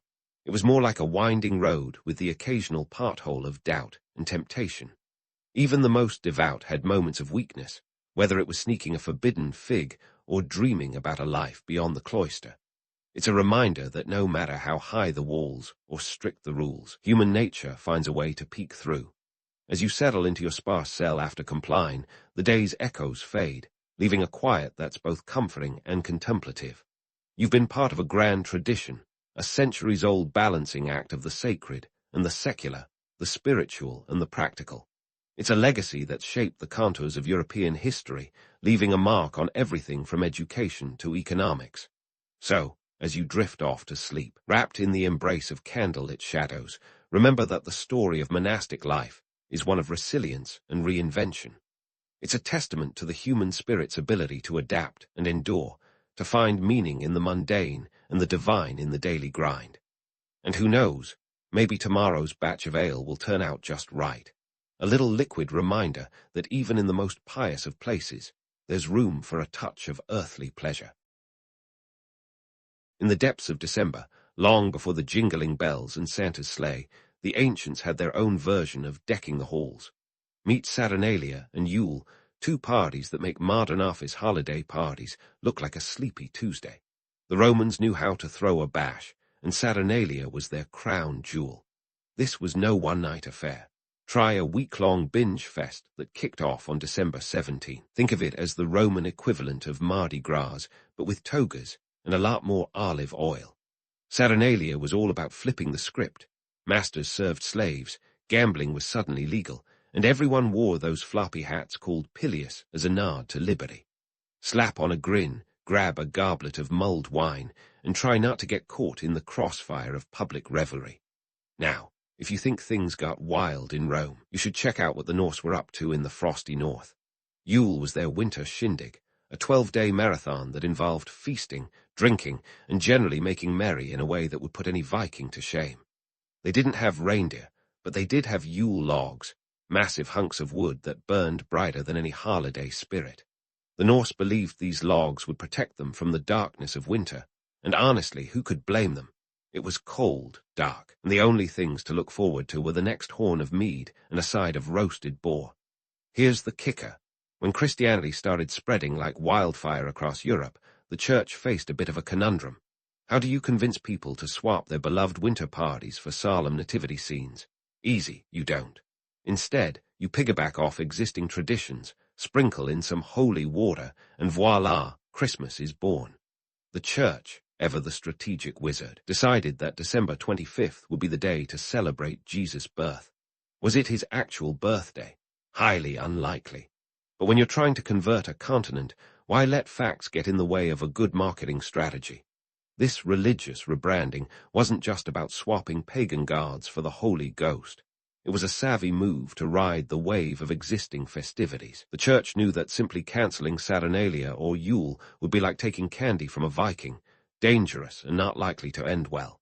Instead, they embraced these raucous celebrations, tweaking them just enough to keep the holy in holiday. The end game, a seamless blend of sacred and secular that had everyone singing hymns by day and dancing in the streets by night. But this wasn't just about faith, it was about control. By aligning Jesus' birth with these popular festivities, the church could harness the power of tradition to spread its influence. It was like the ultimate PR campaign, where spiritual devotion met social engineering. The result? A winter celebration that was part worship, part wish fulfillment, and all around compelling. Who wouldn't want to join in a holiday that promised both salvation and a good time? So next time you find yourself tangled in tinsel or sipping eggnog, remember that you're partaking in a tradition that traces back to ancient Rome and Viking lore. Christmas isn't just about peace on earth and goodwill to men. It's a testament to the church's savvy adaptation of age-old festivities. The carols may have changed, but the spirit of Saturnalia and Yule lives on in every merry gathering and festive cheer. In a world where old meets new, this winter holiday is a reminder that sometimes the best way to conquer is to collaborate. Throw in a little Harley, add a touch of holy, and you've got yourself a celebration for the ages. Fast forward to the Middle Ages, where Christmas took a hard left turn from the holy to the rowdy. Picture a holiday that feels more like a 12th century frat party than a midnight mass. You see, folks back then really embraced the eat, drink, and be merry mantra, with a little less emphasis on the holy night part.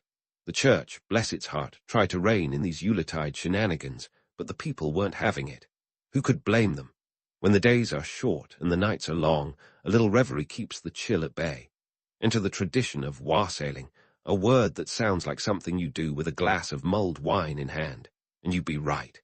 In essence, wassailing was medieval caroling's wilder, slightly inebriated cousin. Groups of merrymakers would go door to door, belting out songs and demanding food and drink in exchange for their musical offerings, or lack thereof. Think of it as the original Christmas karaoke, but with more ale and fewer lyric sheets. And it wasn't just about singing. These wassailers were known to cause a bit of a ruckus, turning the holiday season into a medieval version of Mardi Gras. They'd sometimes get so rowdy that the church authorities had to step in, trying to curb the unruliness with stern letters and sermons. But let's be real, telling medieval peasants to tone it down was about as effective as asking a cat to fetch your slippers. The church's attempts to tame the festivities often fell on deaf ears, with the merriment and mischief continuing unabated. Now, don't get me wrong, there was some semblance of order amidst the chaos. Enter the Lord of Misrule, a figure appointed to preside over the Christmas revelries. This wasn't exactly a position of authority, more like a master of ceremonies for the madness. The Lord of Misrule had the important job of ensuring that the holiday spirit remained high and that the festivities were suitably outrageous. It was like putting the class clown in charge of the school assembly, a recipe for hilarity, if not chaos. Despite the Church's best efforts to instill some piety into the proceedings, Christmas in the Middle Ages was a time for indulgence. Feasts were held, with tables groaning under the weight of roasted meats, pies, and puddings. If you were fortunate enough to be invited to a noble's banquet, you might have encountered a boar's head centerpiece, a show of wealth and culinary prowess. This wasn't just about showing off. It was an exercise in medieval one-upmanship, where your feast's excesses were a testament to your status and generosity. But let's not forget the peasants. For them, Christmas was one of the few times of the year they could step away from the plough and partake in the merrymaking. The holiday offered a break from the daily grind, a chance to gather with neighbors and let loose. And while the nobles dined on delicacies, the common folk made do with simpler fare, yet their celebrations were no less spirited. The Church, keen to maintain control, occasionally frowned upon such exuberance, but tradition held strong. Pageants also played a part in the medieval Christmas experience, blending entertainment with a dose of moral instruction. These performances ranged from religious plays about the Nativity to more secular productions filled with humor and satire. It was a time when the lines between sacred and profane blurred, and audiences of all social strata came together to watch the spectacle unfold. The Church had to tread carefully here, balancing the need to engage with the faithful while ensuring that the message of Christmas didn't get lost amidst the laughter. While the Church's grip on Christmas was tenuous at best, it managed to weave its way into the tapestry of the holiday, often using the festivities to its advantage. By incorporating religious elements into the revelry, it kept the faithful engaged while still allowing the populace to blow off steam. It was a delicate balance, one that required both finesse and a certain level of tolerance for the more, shall we say, exuberant expressions of Yuletide cheer. Amidst the revelry, one can't ignore the economic implications of medieval Christmas. Craftsmanship and commerce thrived during this season as markets brimmed with goods for the holiday. Artisans and traders found opportunities to sell their wares, from handcrafted trinkets to the latest in medieval fashion. Think more wool and less haute couture. The bustling markets were a reminder that even amidst the chaos, commerce was king, and the economy hummed along like a well-oiled medieval machine. So, as the Church struggled to keep the holiday from spiraling into an all-out bacchanal, the people continued to celebrate with gusto. The medieval Christmas was a testament to human nature's duality. It was both a sacred observance and a secular blowout, a time for reflection and revelry. It was a reminder that no matter how much the powers that be tried to control the holiday, the spirit of Saturnalia and Yule lived on, albeit with a medieval twist. In this riotous celebration, we see the roots of our modern Christmas, a time when the sacred and the secular coexist, and the holiday spirit is both devout and debauched. The Church's attempts to steer the festivities were ultimately futile, for the people had spoken. They wanted their Christmas wild and free, a time to cast off the year's burdens and embrace the joy of the season. And so, as the Middle Ages rolled on, Christmas remained a riotous affair, a blend of faith and folly that continues to inspire us today. And with that, we leave the Middle Ages' riotous revelry behind. But rest assured, the Christmas story is far from over. As the medieval merrymakers faded into history, the 17th century dawned with a chill that had nothing to do with the weather. Enter the Puritans, those summer souls who took one look at the Christmas shenanigans and decided it was time for a little divine intervention, or, to put it bluntly, a cease and desist on all things merry. You see, the Puritans were the historical equivalent of that one neighbor who calls the cops on your New Year's Eve party at 9 p.m. sharp. And just like that, a festive tradition that had survived centuries of evolution was suddenly on the chopping block. Now, before you imagine the Puritans as the ultimate party poopers, let's unpack their motivations. These folks weren't just grumpy. They were on a mission to purify the Church of England from what they saw as lingering Catholic influences. They figured Christmas, with its roots tangled in pagan revelry and medieval excess, was a great place to start. After all, how could you focus on salvation when you're 3 wassails deep and arguing with the Lord of Misrule? The Puritans aimed to strip away what they considered distractions, and Christmas was a distraction writ large. The crackdown came to a head in England when the English Parliament, under Puritan influence, officially banned Christmas in 1647. That's right, they didn't just frown upon it, they made it illegal. Shops were ordered to stay open on December 25th, and plum pudding was practically contraband. The Puritans even went so far as to ban mincemeat pies, viewing them as sinful indulgences. Talk about a Christmas buzzkill. Can you imagine the uproar today if someone tried to outlaw pumpkin spice lattes? Of course, like all good stories, there's a twist. The Puritans' war on Christmas was less about piety and more about power. It was part of a broader struggle between the Crown and Parliament, with Christmas caught in the crossfire. The monarchy, with its fondness for festivities, stood in stark contrast to the puritanical desire for austerity and control. The ban wasn't just about bringing back the solemnity of the holy day. It was a political statement, a flex of parliamentary muscle in a time of civil unrest. Jump across the pond to the American colonies, and the Puritans were at it again, particularly in New England. Boston, ever the trendsetter, banned Christmas celebrations in 1659, making it the first recorded prohibition of Christmas in North America. The penalty, 5 shillings.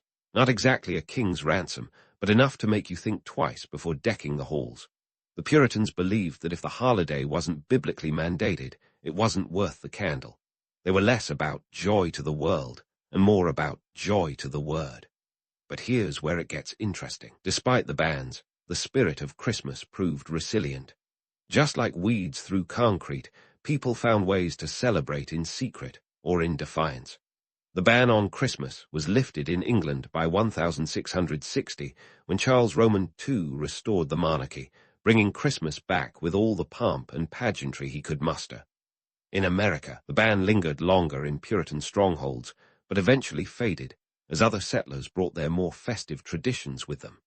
And let's be honest, even the Puritans couldn't fully escape the allure of a good celebration. Human nature being what it is, the desire for festivity and community often won out over the sternest of sermons. Over time, as the colonies expanded and diversified, Christmas began to re-emerge as a quieter, more family-oriented holiday, a precursor to the modern version we know today.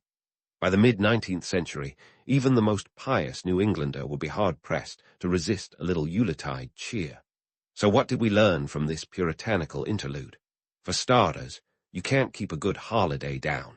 The Puritans may have tried to cancel Christmas, but they only succeeded in proving just how deeply it was rooted in the cultural consciousness. Their attempt to purify the holiday only highlighted its resilience and adaptability. And perhaps most ironically, their efforts to control it set the stage for the eventual reimagining of Christmas into the family-friendly, consumer-driven extravaganza we celebrate today. As we look back, it's clear that the war on Christmas was less about saving souls and more about wielding power. It was a battle fought with legislation and sermons, but in the end, the real victor was the enduring human spirit, hungry for connection and celebration. The story of Christmas is one of constant evolution, shaped by the tides of history and the whims of those who celebrate it. And as much as the Puritans might have wished otherwise, you just can't legislate away the joy of a season that promises both redemption and revelry. And just like that, the Puritans' grand attempt to scrub the merriment out of Christmas crumbled under the weight of human nature. By the 18th century, the holiday was ready for a revival worthy of a Hallmark movie marathon. But it wasn't TV that resurrected Christmas from its Puritan-imposed slumber. It was the era's obsession with nostalgia, literature, and one Charles Dickens, who practically needed a cape for his role in this holiday renaissance. Enter the 1800, a time when industrialization was turning society upside down faster than you could say, bah, humbug. With cities expanding and factories humming, life was looking less like a Currier and Ives print and more like an episode of Dickens' Hard Times.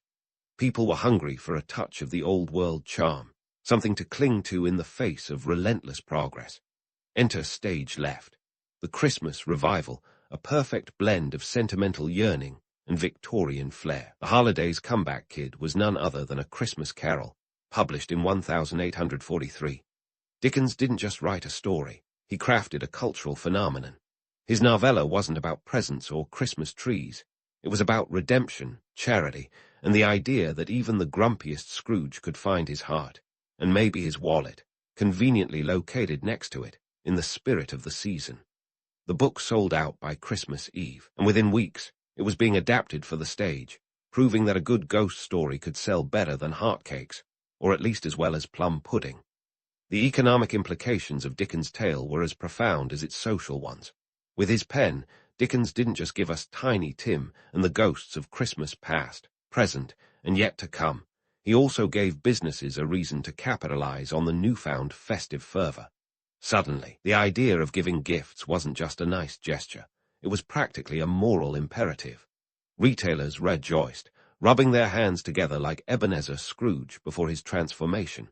Speaking of transformations, let's talk Christmas trees. These evergreen beauties didn't just spring up overnight like mushrooms after a rainstorm.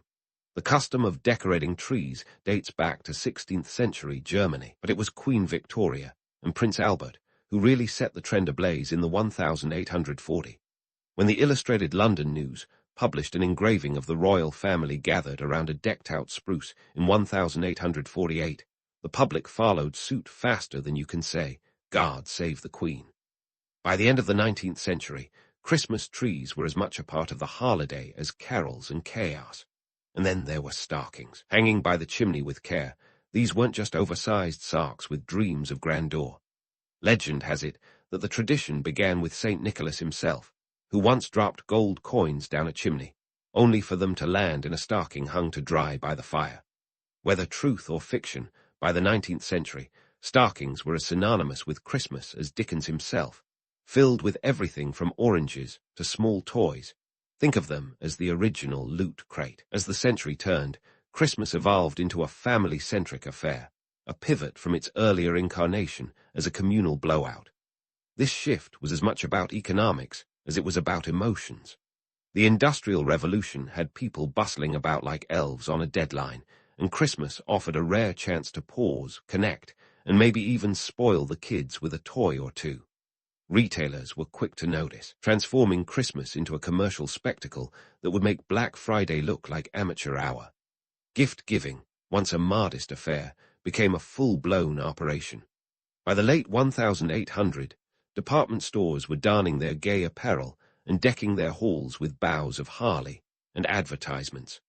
Macy's, founded in 1858, was among the first to cash in on the Christmas craze, setting a precedent for the kind of holiday shopping madness we know and love or loathe today. Santa Claus, an amalgamation of various folklore figures, including St. Nicholas and the Dutch Sinterklaas, was rebranded as the jolly old elf we recognize now, complete with a sleigh full of toys and a penchant for chimney-based deliveries. And let's not forget the cards. Sir Henry Cole, a British civil servant, commissioned the first commercial Christmas card in 1843, the same year Dickens published A Christmas Carol. No coincidence there. Priced at £1 each, a pretty penny back then, these cards featured an illustration of a family raising a toast and the words, "A Merry Christmas and a Happy New Year to you."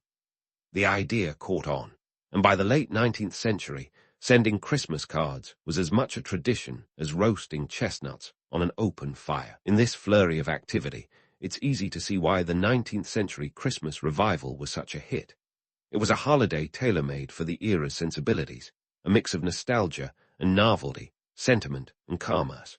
But as much as we've romanticized this time, let's not lose sight of the harsh realities. Beneath the glow of candle-lit trees and the rustle of wrapping paper, the era was marked by stark economic divides. While the wealthy could afford lavish celebrations, the working class often faced a bleaker reality, with many families struggling to put food on the table, let alone gifts under the tree.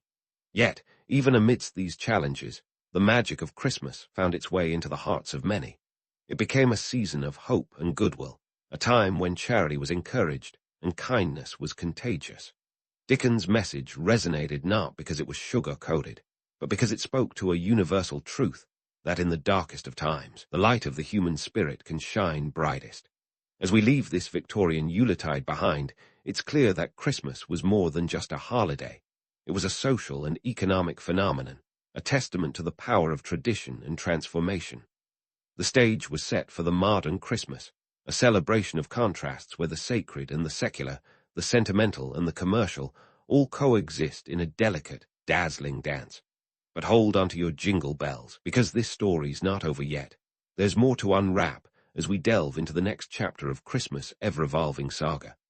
As we unwrap the final layers of our Christmas odyssey, it's time to examine how this holiday has transformed into the glittering, commercial colossus we know today.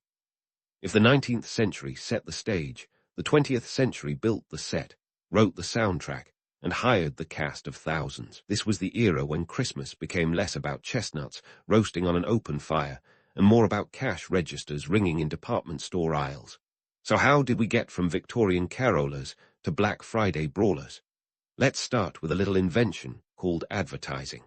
By the early 1900s, advertisers had figured out that Christmas wasn't just a holiday, it was a gold mine.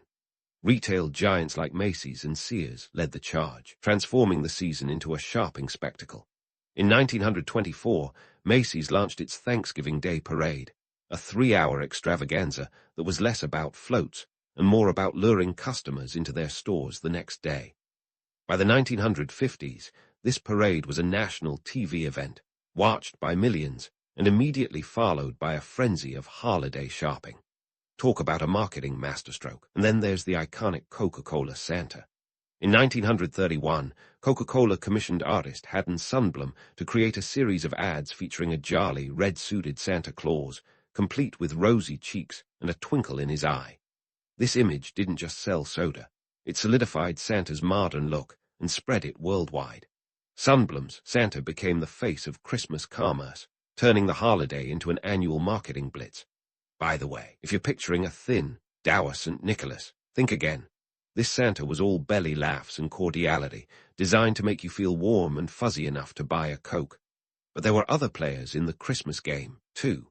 Hallmark, the greeting card behemoth, capitalized on the sentimental side of the season, producing cards that tugged at heartstrings and wallets alike. In 1915, they introduced the foldable card, sparking a revolution in holiday correspondence. By the mid-20th century, Hallmark was churning out millions of cards annually, each one a little paper ambassador of Christmas cheer. Of course, all this commercial hustle wasn't without its critics. By the 1960s, cultural commentators were already grumbling about the crass commercialization of Christmas. Charlie Brown, everyone's favorite sad sack, famously lamented the holiday's material excess in the 1965 TV special, A Charlie Brown Christmas. His quest for the true meaning of Christmas struck a chord, but it didn't exactly slow the shopping onslaught. If anything, it underscored the tension between the holiday's spiritual roots and its consumer-driven reality. As we hurtled into the 21st century, Christmas continued to evolve, shaped by technology and globalization. Online shopping exploded, with giants like Amazon transforming how we buy gifts. In 2022 alone, holiday retail sales in the United States reached a staggering $886.7 billion. And let's not forget the international angle. Christmas is now a global phenomenon, celebrated in countries that don't even have a Christian majority. In China, for instance, Shangdanjai Christmas Festival is primarily about shopping, with businesses cashing in on the holiday spirit. All this commercialization has sparked ongoing debates about the true meaning of Christmas. Is it about faith and family, or is it just another cog in the consumer machine? The answer, of course, depends on whom you ask. For some, Christmas remains a deeply religious occasion, a time to reflect on the birth of Christ and the virtues of charity and goodwill. For others, it's a secular celebration of togetherness, marked by traditions like gift-giving, tree decorating, and feasting. And yet, as much as we might criticize the modern Christmas for its commercial excesses, there's an undeniable magic in the air. The holiday season brings people together, encourages acts of kindness, and offers a respite from the daily grind.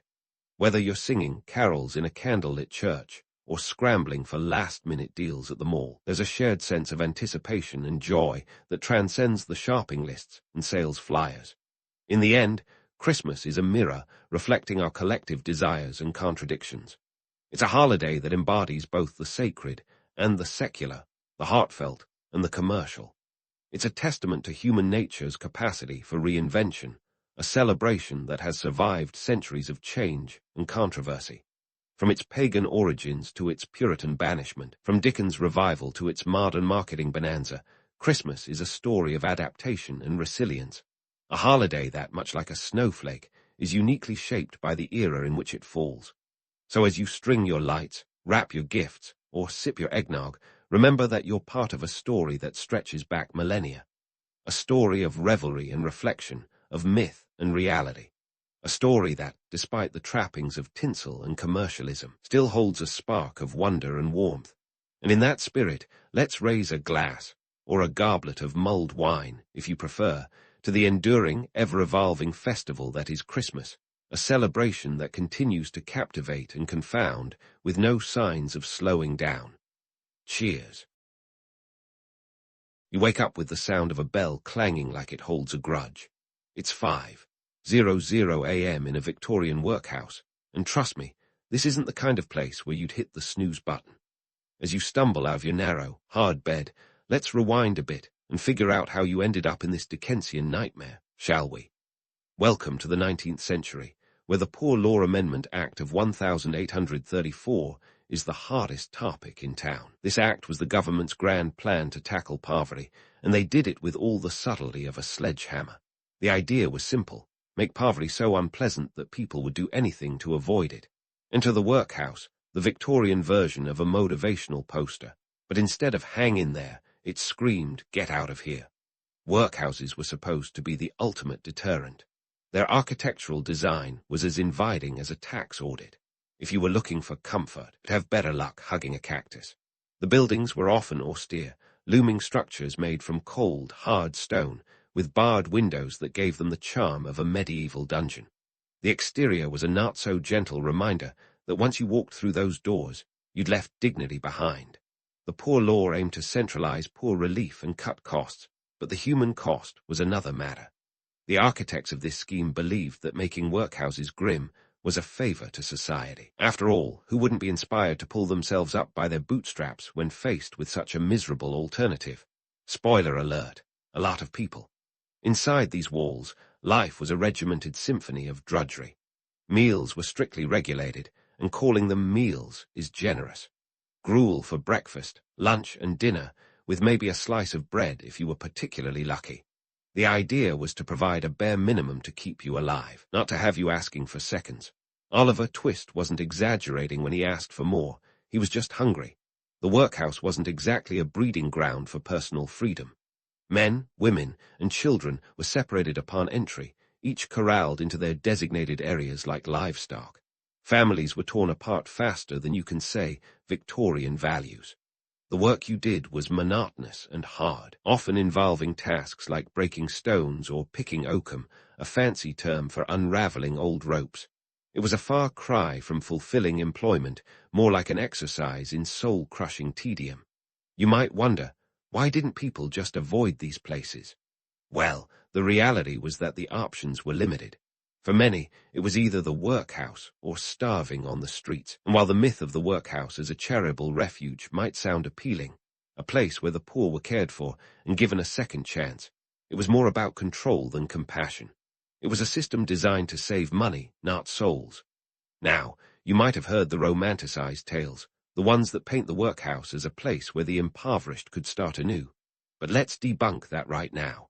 There were no silver linings here, only iron chains. Workhouse was a stopgap measure at best, a societal band-aid on the gaping wound of poverty. It wasn't a place to thrive. It was barely a place to survive. The Poor Law Commissioners, the brains behind this operation, believed they were revolutionizing social welfare. What they actually created was a system that punished poverty as if it were a crime. And the architectural choices, they were deliberate, a testament to the belief that charity should be doled out with a side of suffering. The idea was to make the workhouse so unpalatable that people would exhaust every other option before darkening its doorstep. By the time you find yourself in a workhouse, life had already thrown you more curveballs than a Victorian street urchin could dodge. And speaking of street urchins, children often found themselves in these institutions too, which is about as cheery as it sounds. The workhouse was a great equalizer, in the sense that it didn't discriminate in its harshness. So, as you sit down for your bowl of gruel, remember that this was the Victorian solution to poverty, a system that prioritized thrift over humanity. The workhouse wasn't the answer to society's problems. In many ways, it was the problem.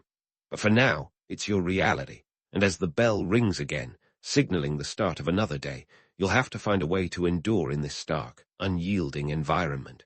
In the coming parts, we'll dive deeper into the daily grind of workhouse life, the people who ran these institutions, and the eventual reforms that tried to fix what was so clearly broken. But for now, as you face another day in this Sama setting, remember, the Victorian workhouse was no fairy tale, and you, dear listener, are living proof of its harsh truths. And so the bell tolls again, a relentless reminder that every moment in a Victorian workhouse is meticulously accounted for. One might say the Victorians were the original time management gurus, except their version was less about efficiency and more about control.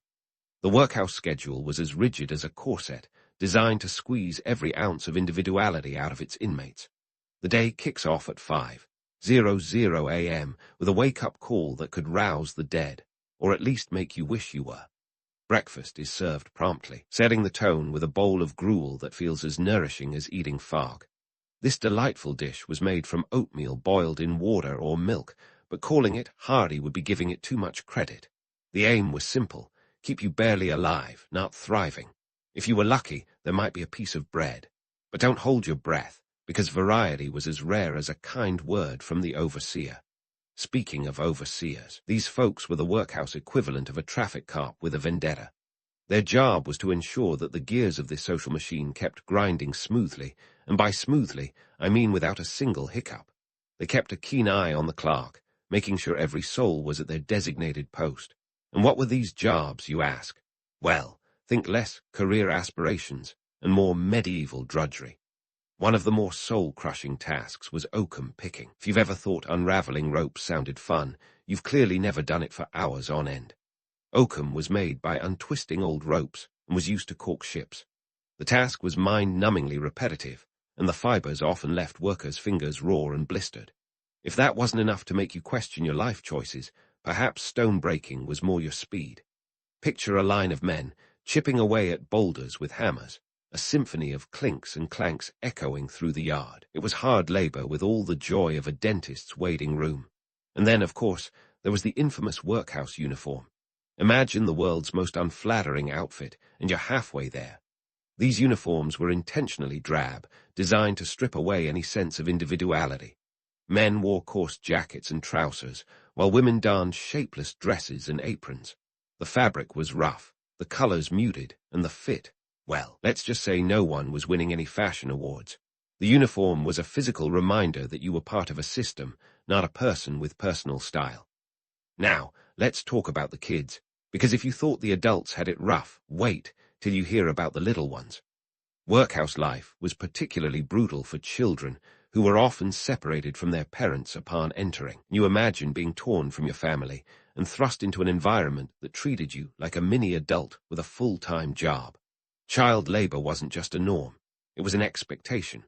The little ones were put to work in the same monotonous tasks as the adults, with no regard for their age or physical ability. Statistics from the 1840s show that around 40% of workhouse inhabitants were children. That's nearly half of the population, a staggering figure when you consider the conditions they endured. Education was minimal, and what little schooling they received was designed to make them compliant workers rather than curious thinkers. The idea was to prepare them for a life of servitude, not success. Some accounts from former workhouse children paint a grim picture of lost childhoods. One poignant story comes from a boy named William Quarrier, who later founded a children's charity. He recalled his time in the workhouse as devoid of joy or warmth, with a stark routine that left no room for play. His story is just one of many, a testament to the harsh realities that shaped an entire generation. But don't be fooled into thinking that all Victorians were heartless monsters twirling their mustaches with glee. There were genuine attempts at reform, albeit slow and often misguided. Some believed that by teaching children a trade, they could escape the cycle of poverty.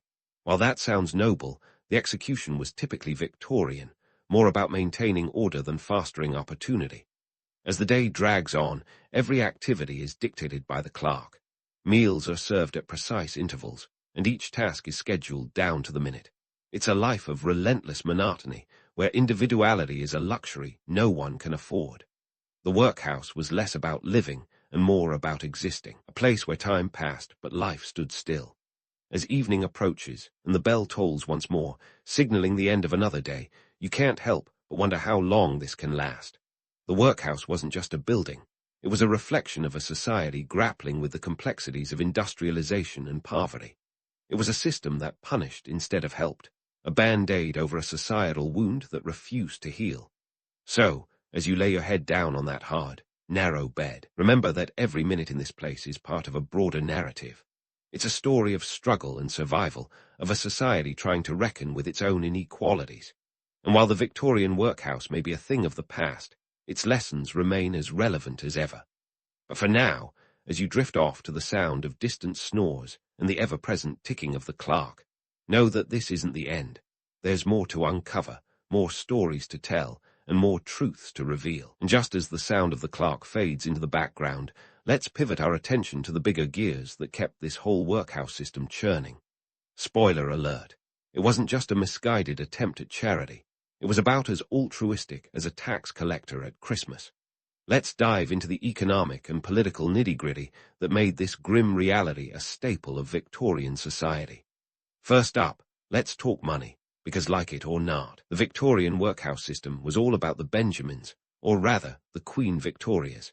Parishes were the financial backbone, and they had a serious incentive to keep costs down.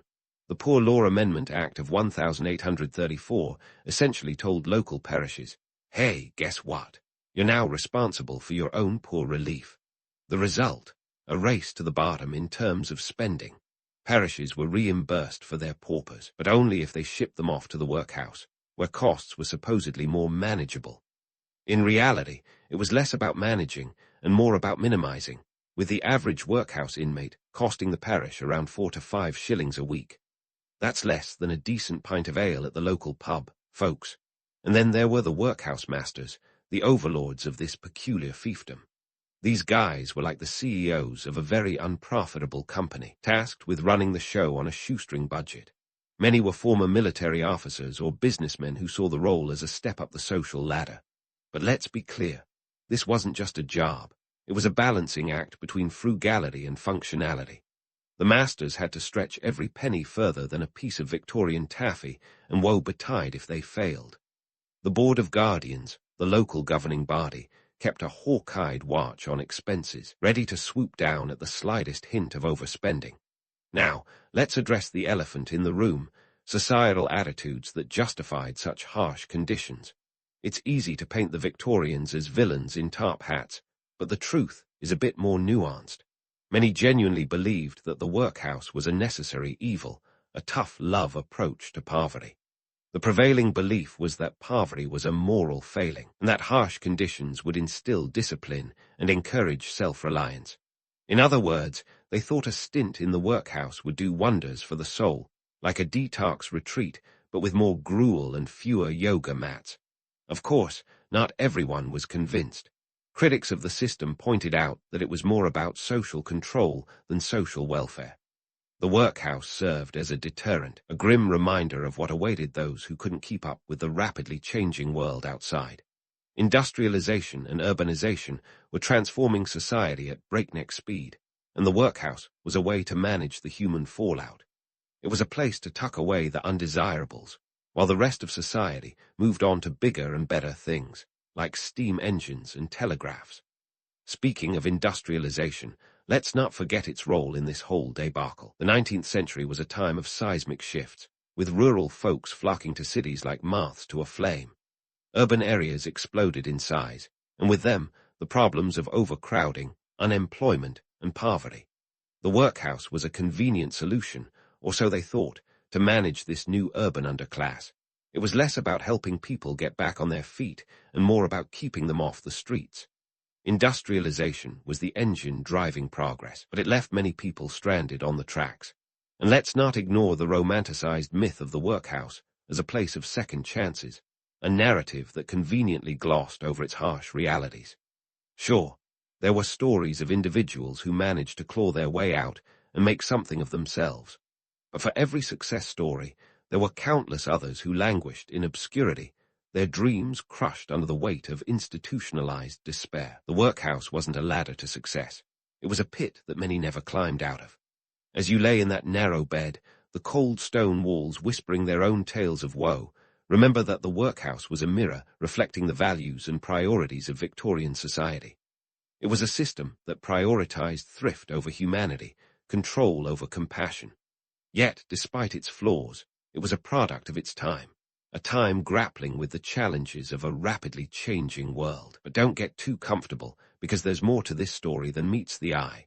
The clock is still ticking, and as we delve deeper into the workhouse's inner workings, we'll uncover the stories of those who fought to reform it.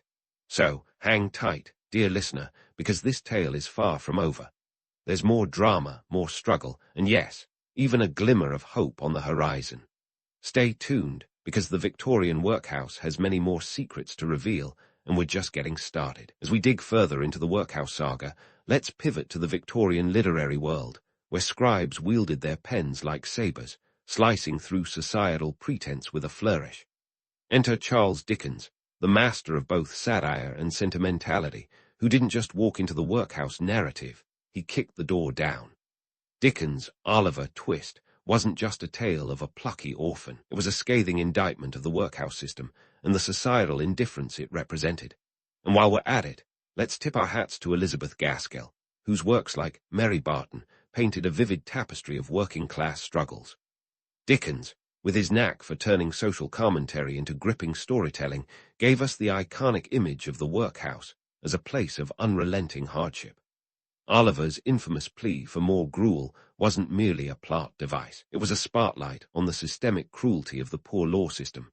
Dickens knew how to tug at the heartstrings while poking at the conscience, and his portrayal of the workhouse was a wake-up call for a society that preferred to turn a blind eye. Now, was Dickens exaggerating for effect? Sure, a bit, but he had a point to make. The workhouse became a character in its own right, a symbol of a society that prioritized economic efficiency over human empathy. And while Dickens' work was fiction, it resonated because it reflected the harsh realities faced by thousands, if not millions, of real people in Victorian England. Elizabeth Gaskell, on the other hand, brought a more nuanced approach. Her novels were like a delicate needle, threading the fabric of social issues with a deft hand. In Mary Barton, she explored the lives of the working poor in Manchester, highlighting the chasm between the haves and the have-nots. While Gaskell's workhouses weren't always center stage, they were part of the backdrop, a constant reminder of the precariousness of life for the working class. Gaskell's ability to humanize the struggles of her characters created a narrative that was both compelling and convicting. These writers, among others, played a crucial role in shaping public perception. Their stories made the workhouse a symbol of the era's social ills, sparking debates and ultimately pushing for reform. But let's not kid ourselves into thinking that a novel alone could topple an institution. The depictions of workhouses in literature were as much about reinforcing stereotypes as they were about challenging them. The grim, grey walls of the workhouse in fiction often reflected the very real fear of destitution, a fear that kept the poor in their place and the comfortable, well, comfortable. So, did these literary works change public opinion? Absolutely, but not overnight. They planted seeds of doubt in the Victorian conscience, slowly eroding the veneer of respectability that cloaked the workhouse system. The power of the pen lay in its ability to provoke thought and stir emotion, and Dickens and Gaskell wielded that power with precision. Yet, let's not get too misty-eyed. For every Dickensian critique, there were plenty of voices defending the workhouses as necessary evils. The notion of the deserving versus undeserving poor was deeply ingrained, and many believed that the workhouse was a fitting consequence for the latter.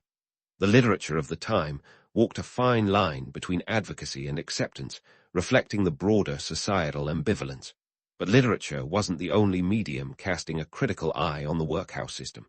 Newspapers and pamphlets of the day were rife with commentary. In an era when print was king, the press played a pivotal role in shaping opinions. The Times, for instance, wasn't shy about publishing scathing editorials that criticized the workhouse conditions and the poor law policies. These publications reached a wide audience and added fuel to the growing fire of reform. It's worth noting that public perception of workhouses was a mixed bag. While some saw them as necessary institutions, others viewed them as a blot on the Victorian moral landscape. The workhouse was both a symbol of societal failure and a tool for social control. It was a place of last resort, a spectre haunting the dreams of the poor and a convenient solution for those in power. As we trawl through the archives, it's clear that the cultural impact of workhouses extended far beyond their walls. They became a shorthand for societal neglect, an emblem of the harsh realities faced by the vulnerable. The workhouse wasn't just a building. It was an idea, a grim reminder that poverty was a condition to be managed, not a problem to be solved. Now, let's not forget that the workhouse narrative wasn't limited to the realm of fiction and print. The stage, too, played its part in the cultural conversation. Melodramas and plays often featured workhouse scenes, dramatizing the plight of their inmates to tug at the audience's heartstrings and their purse strings. Theatre was a powerful medium, capable of reaching those who might never pick up a novel or newspaper. It was another way to bring the realities of the workhouse into the public consciousness, forcing audiences to confront the uncomfortable truths of their society. So, what have we learned from this exploration of workhouses in Victorian culture? Well, for starters, the power of narrative is undeniable. Whether through literature, print, or theatre, the stories told about workhouses contributed to a growing awareness of the need for change. They challenged the status quo, questioned societal norms, and in some cases, inspired action. But let's not pat ourselves on the back just yet. The road to reform was long and winding, and the workhouse system persisted for decades despite the growing chorus of dissent. The narratives that emerged from this period were as much about preserving the status quo as they were about challenging it. They reflected the complexities of a society grappling with rapid change, a society struggling to reconcile its values with its realities. As we wrap up this chapter of our workhouse saga, it's clear that the cultural impact of these institutions was profound. They were more than just places of confinement. They were symbols of a society in flux, a society wrestling with its conscience and its contradictions. And while the workhouse, as a physical entity, may be a relic of the past, its legacy lingers on, a reminder of the enduring struggle for social justice. But hold onto your hats, because this story isn't over yet. There's more to uncover in our journey through the Victorian workhouse system. Next up, we'll dive into the reforms that sought to dismantle this grim institution and explore the legacy it left behind. So, stay tuned, dear listener, because the tale of the workhouse is far from finished. There's more drama, more intrigue, and perhaps even a glimmer of hope on the horizon. So, buckle up as we venture into the twilight years of the workhouse, a tale of reform, redemption, and the relentless march of progress. By the early 20th century, the Victorian workhouse system was about as popular as a flu outbreak at Christmas. Public sentiment was shifting faster than a politician's promises, and the stage was set for change. Enter the 1905 Royal Commission on the Poor Laws, a heavyweight inquiry that sought to scrutinize the workhouse system like a detective in a noir film. The commission didn't just poke around the edges. It dissected the beast, laying bare its inefficiencies and inhumanities. The findings were as damning as a murder mystery reveal, concluding that the workhouse system was beyond saving. It was a relic of the past, like a horse-drawn carriage in the age of the automobile. The Commission's report, running to a mind-numbing 39 volumes, called for sweeping reforms, including the dismantling of the workhouse system and the creation of a more compassionate welfare state. In the wake of the Commission's findings, the 1911 National Insurance Act emerged like a knight in slightly tarnished armor, marking a seismic shift in social welfare. It introduced unemployment insurance and health benefits, creating a safety net that didn't involve breaking stones or picking oakum. Imagine that, a government initiative that didn't involve humiliation as a bonus feature. This act was a watershed moment, signaling a move toward a more humane approach to poverty and social welfare. It was like swapping out a guillotine for a safety razor, a step in the right direction, albeit with room for improvement. But let's not give the 20th century a free pass. The road to reform was as bumpy as a cobblestone street, and workhouses didn't disappear overnight. In fact, it wasn't until the Local Government Act of 1929 that the formal abolition of the workhouse system was set in motion. The Act transferred the responsibility for the poor from parishes to county and county borough councils, effectively pulling the plug on the workhouse model. By the time the National Assistance Act of 1948 rolled around, workhouses had been relegated to history, replaced by a modern welfare state that, while far from perfect, was a vast improvement over its predecessor. Now, let's take a step back and gaze into the rearview mirror at the legacy of the Victorian workhouse. Its echoes reverberate through modern discussions about poverty and social welfare like a ghost at a Christmas party. The workhouse system was a stark reminder of the dangers of dehumanizing poverty, of prioritizing cost-cutting over compassion. It taught us that treating poverty as a personal failing rather than a societal challenge is about as effective as trying to extinguish a fire with gasoline. Yet, the romantic notion of the workhouse as a place of redemption and second chances lingers on, a comforting myth that glosses over its grim realities. The truth is, the workhouse was less a beacon of hope and more a reminder of societal failure. It was a band-aid solution to a gaping wound, a stopgap measure in a world trying to navigate the complexities of industrialization and urbanization. In the grand tapestry of history, the workhouse stands as a testament to human resilience in the face of adversity. It was a place where people clung to dignity in the direst of circumstances, a crucible that forged tales of perseverance and survival.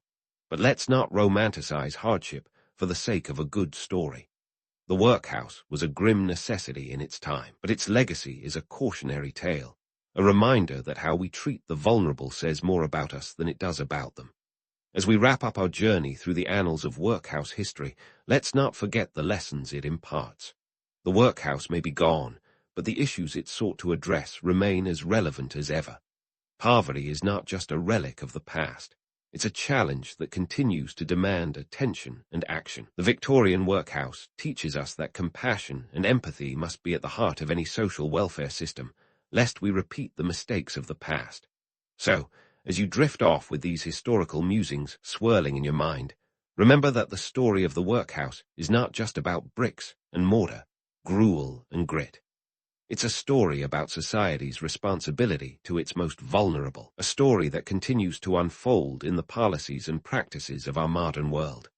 Sleep well, dear listener, knowing that history's lessons are there to guide us, provided we have the wisdom to heed them.